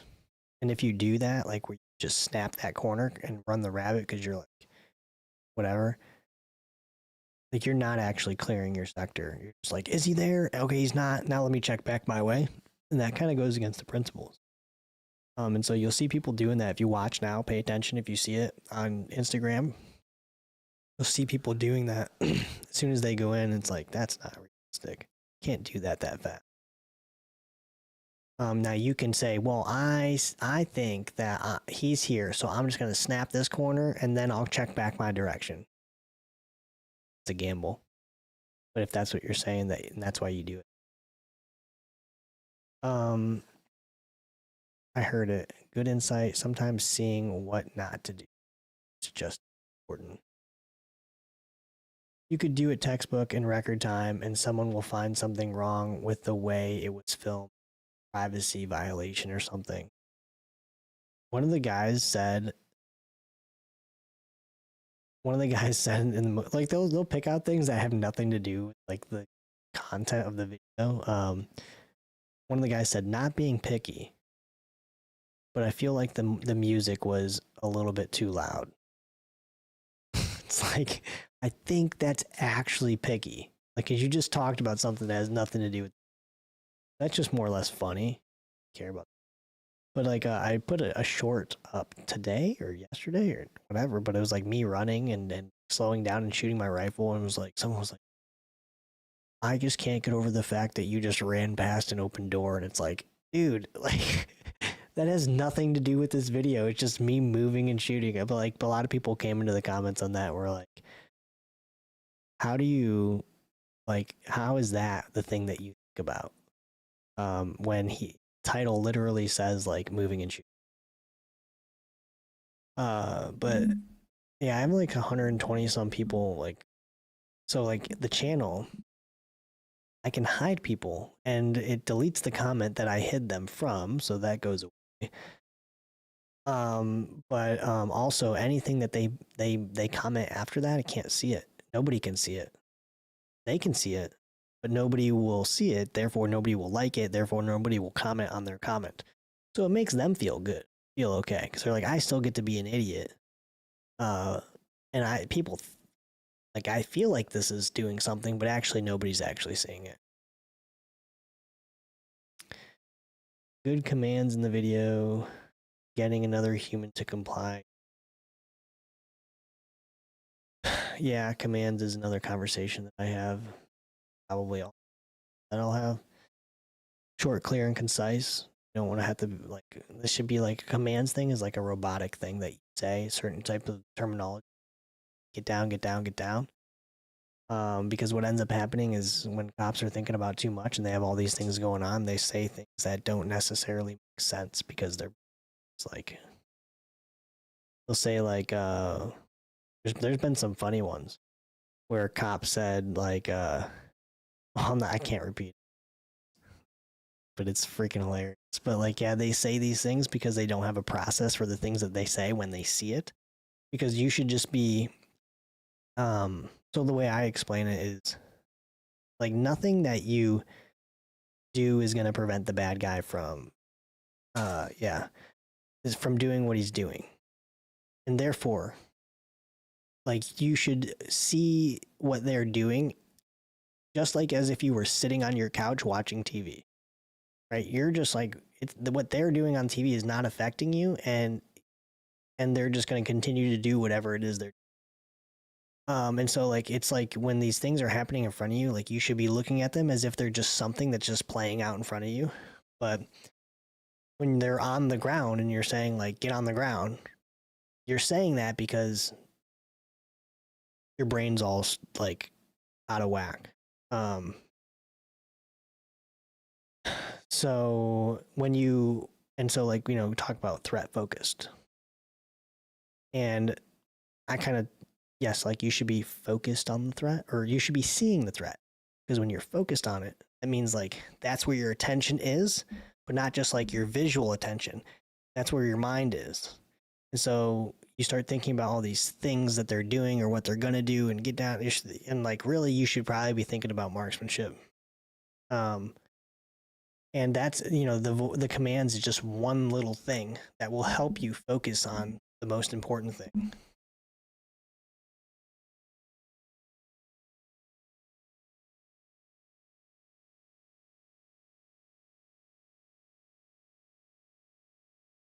Well, I don't know. Your question is kind of like too, like, so like the reason for running the rabbit, the theory behind it, and I think it was tested.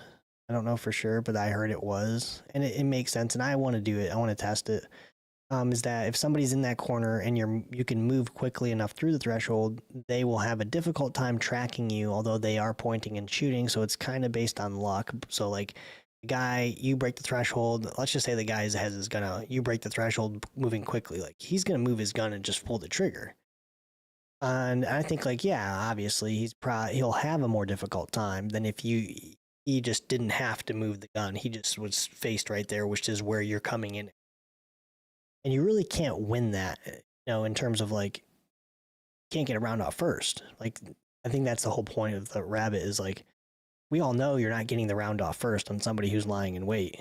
And so there's a greater likelihood that you will be able to overcome that first round or 2 rounds by him and be able to get the round on there. But exposing yourself is not, you're already exposing yourself by going into the room. And as the number one, like, so if you have a team of people, yeah, you're not putting rounds on that guy, but the guy might not be there. He might be in your sector, but you're supposed to be scanning anyways. But the number 2 guy is going to be the guy that is able to put rounds on him first. More than likely. Unless you do that snapping thing and he happens to be there, didn't scan your sector. But dump into a room and not clear your sectors. Well, that was that video. Like, that's what you see people not doing, training scenarios that they set up or whatever. But no, like, you can't do that. Unless you have intel that says, like, camera that's watching the room and he's the only guy and he's been telling you to F off for the last 3 hours. And he's, like, laying down. And they can see the entire room, like, yeah, then you probably don't need to. Most people don't train to shoot laterally. It's true. The theory is that you won't be able to take down the 1 and 2 man at the same time as yeah.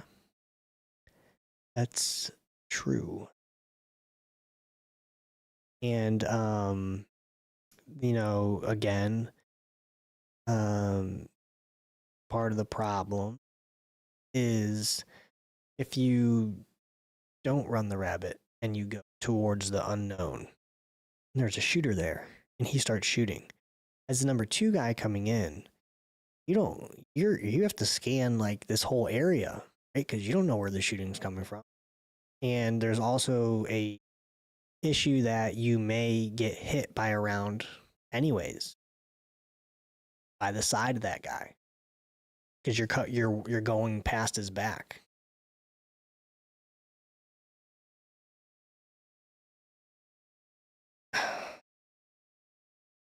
But you get what I'm saying. You know, but all that can be primarily mitigated by checking as much of the room before you can, you know, going in. And if that's just a center step, it's still something because you're like, okay, I step center and now he's not shooting at me and I can actually collapse this room down faster from here. And then when I come in, boom, I can have my gun over there rather quickly. But if you can't shoot moving, then that's your own problem. Plus, you are clearing the majority of the room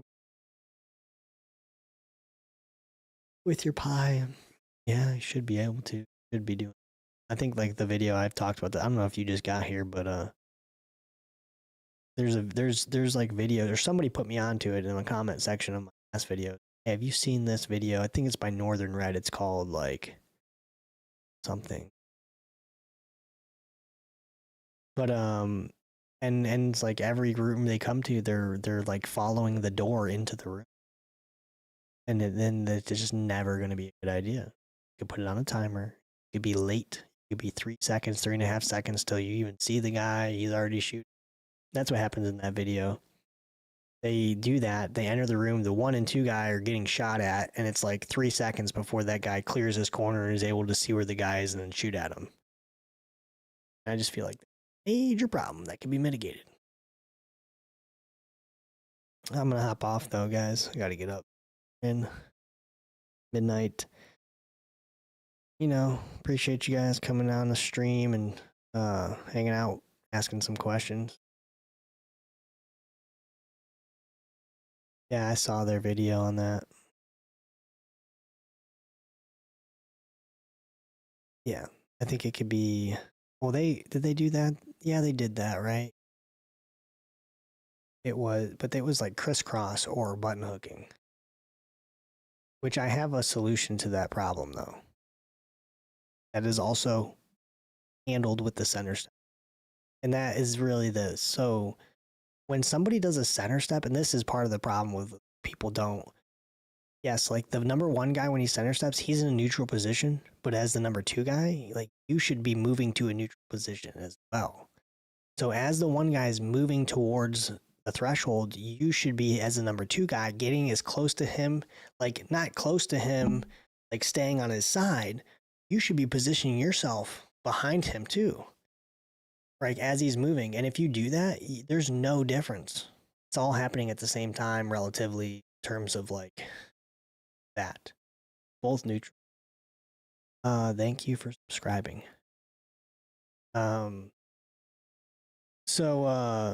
But that there's a lot to explore and get done. You know, coming up 30th, I have a class. I'm hopefully gonna get a good video out of that class. I've got a camera guy. Good stuff. And you know, we're more or less like partners, because it's not like I'm hiring this random dude.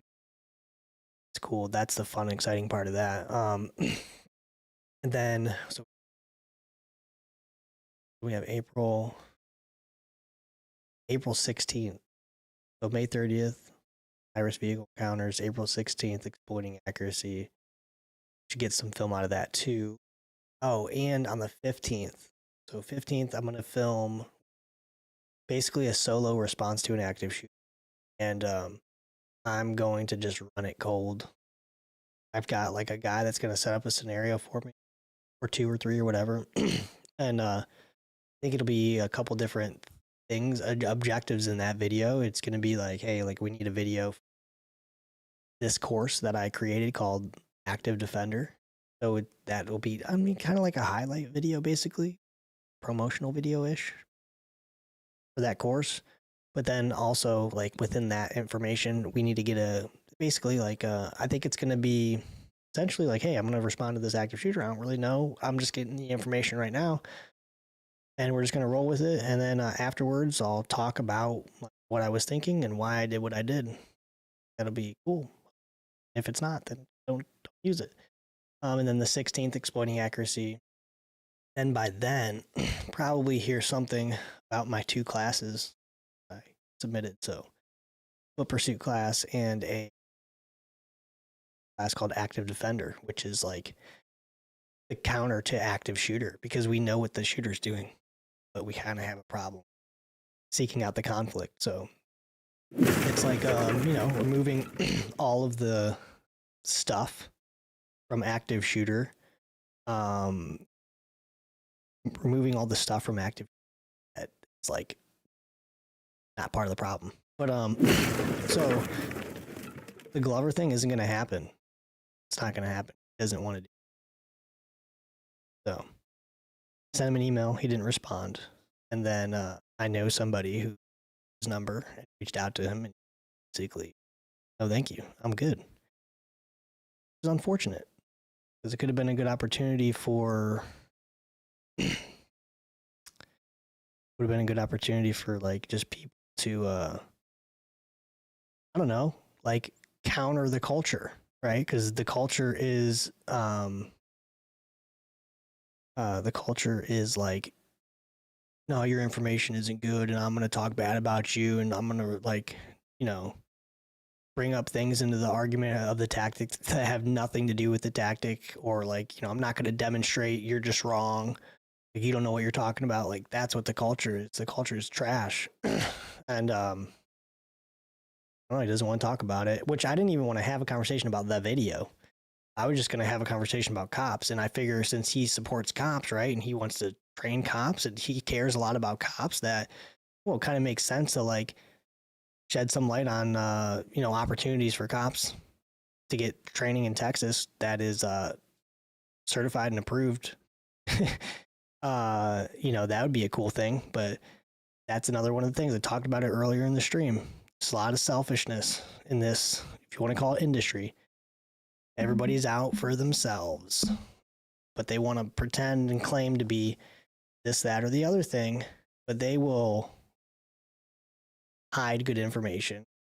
They will not talk to people who have information unless it supports their agenda. And it's actually much worse than our thing. But anyway, so that's not going to happen. Jared Reston, I like the guy a lot. I love his ideas. I like his methodology and his thinking, and I've talked to him through messages and stuff, and I've invited him whenever he's available, but I don't know, people got their own things going on.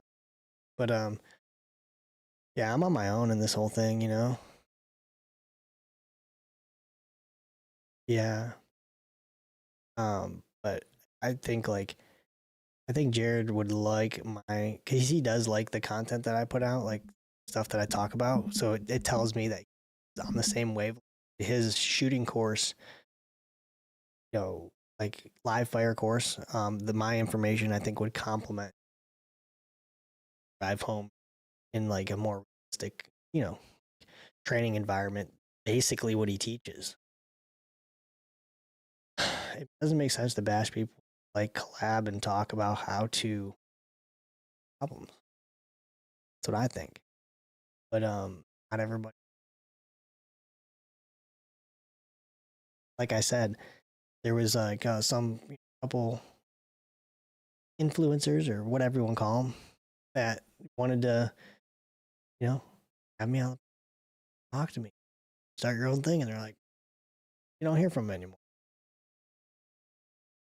Maybe it's all a coincidence, but it kind of seems like, you know, put it this way. You think if I had 10 million subscribers on YouTube, people wouldn't be like, oh man, yeah, come on. Like these other people, you know, like whatever, 40,000, 50, right? That everyone's trying to kind of make it, do their. You don't think if I had 10 million subscribers, they'd be like, oh man, yeah, come on. Yeah, in a heartbeat. So it's not it's a selfish thing. It's a beneficial interest thing. Talked about it. People are not. I had a conversation with a cop today that I know, and he got shot at where I work, and he yeah, we talked about this very thing because we talked about the Glover thing and like how he doesn't want to do anything, you know. And it's like, yeah, dude, like nobody wants to do anything unless it's a straight benefit to their agenda, you know. So like, you know, I had all this money, I had all this following, like people would be like, yeah, dude, like, come on, dude, let's talk about it, like because they're like, well, if we have fun, then we'll get all this following and be great, and so.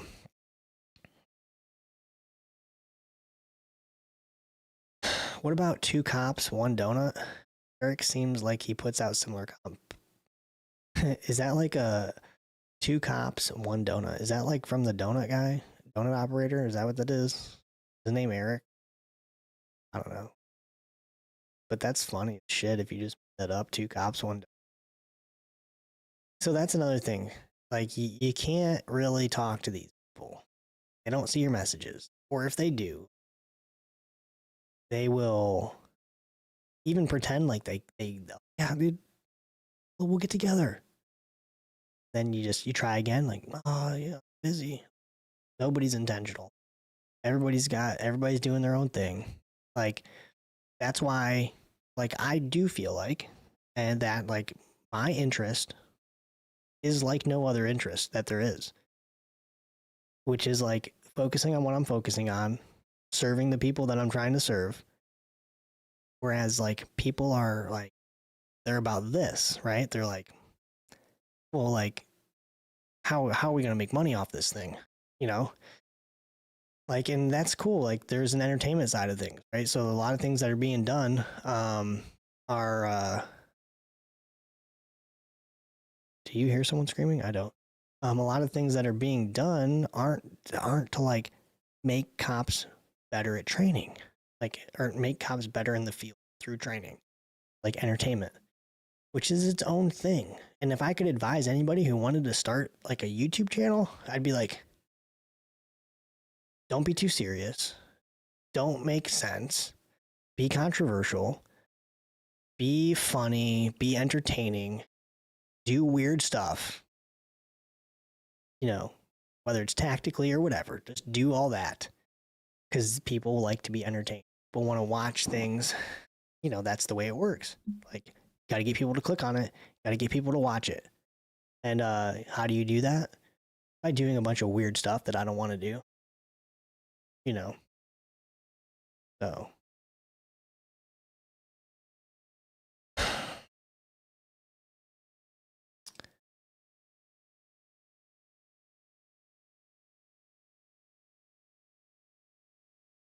Make me hide you from the channel.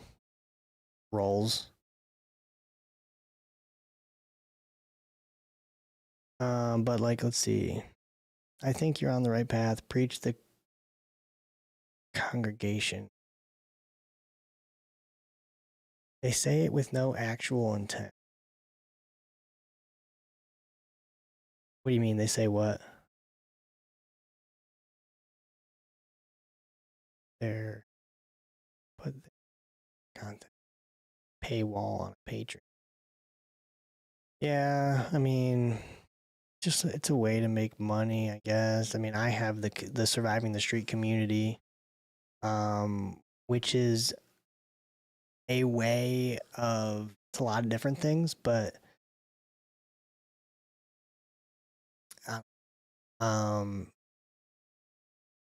like, because I want to have like make training more accessible. So the way that I can do that is through online training, which is what that kind of is for me. Instructors on there. So you would call it a paywall, I guess, but can't like if I want to do this for a living, I can't not charge anything. So like it is what it is. But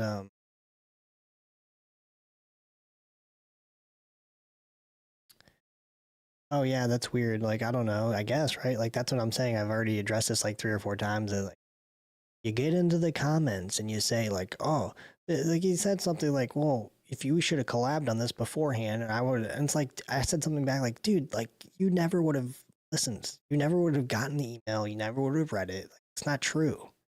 It's just not true. Like what you're saying is completely not true. And then you say, oh well, hey, let's get together. So I send you an email. And the email was like who I am, I'm about, how I think the conversation could benefit comps, and you don't care. Whatever, dude. But I don't care. Like I don't know the dude.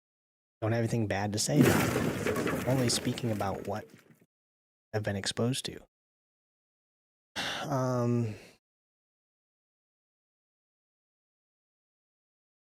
Yeah.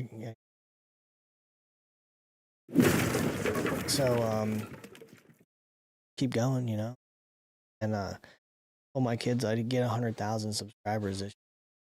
So gotta do. I don't know how.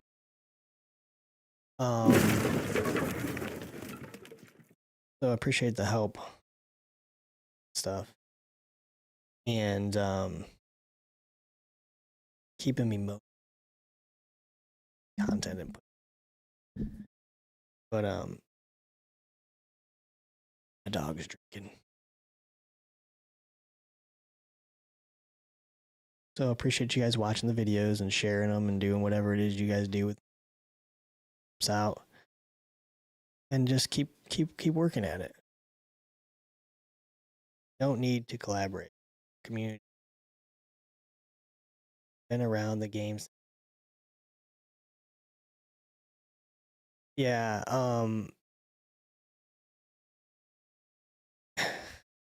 yeah, you and then like you're gonna say collaborate. I don't know, like I wouldn't use that word. But like I say this all the time on the Instagram. No alliances, no beneficial interests. You guys are seeing me talk to people that you don't even know. Not to say I wouldn't have some people that you do know, because that'd be cool. But like I don't care. Like I don't care if I might have a paramedic on. Like I might have, anybody that can add value to the conversation or has something to talk about that other people might like. Let's talk about that.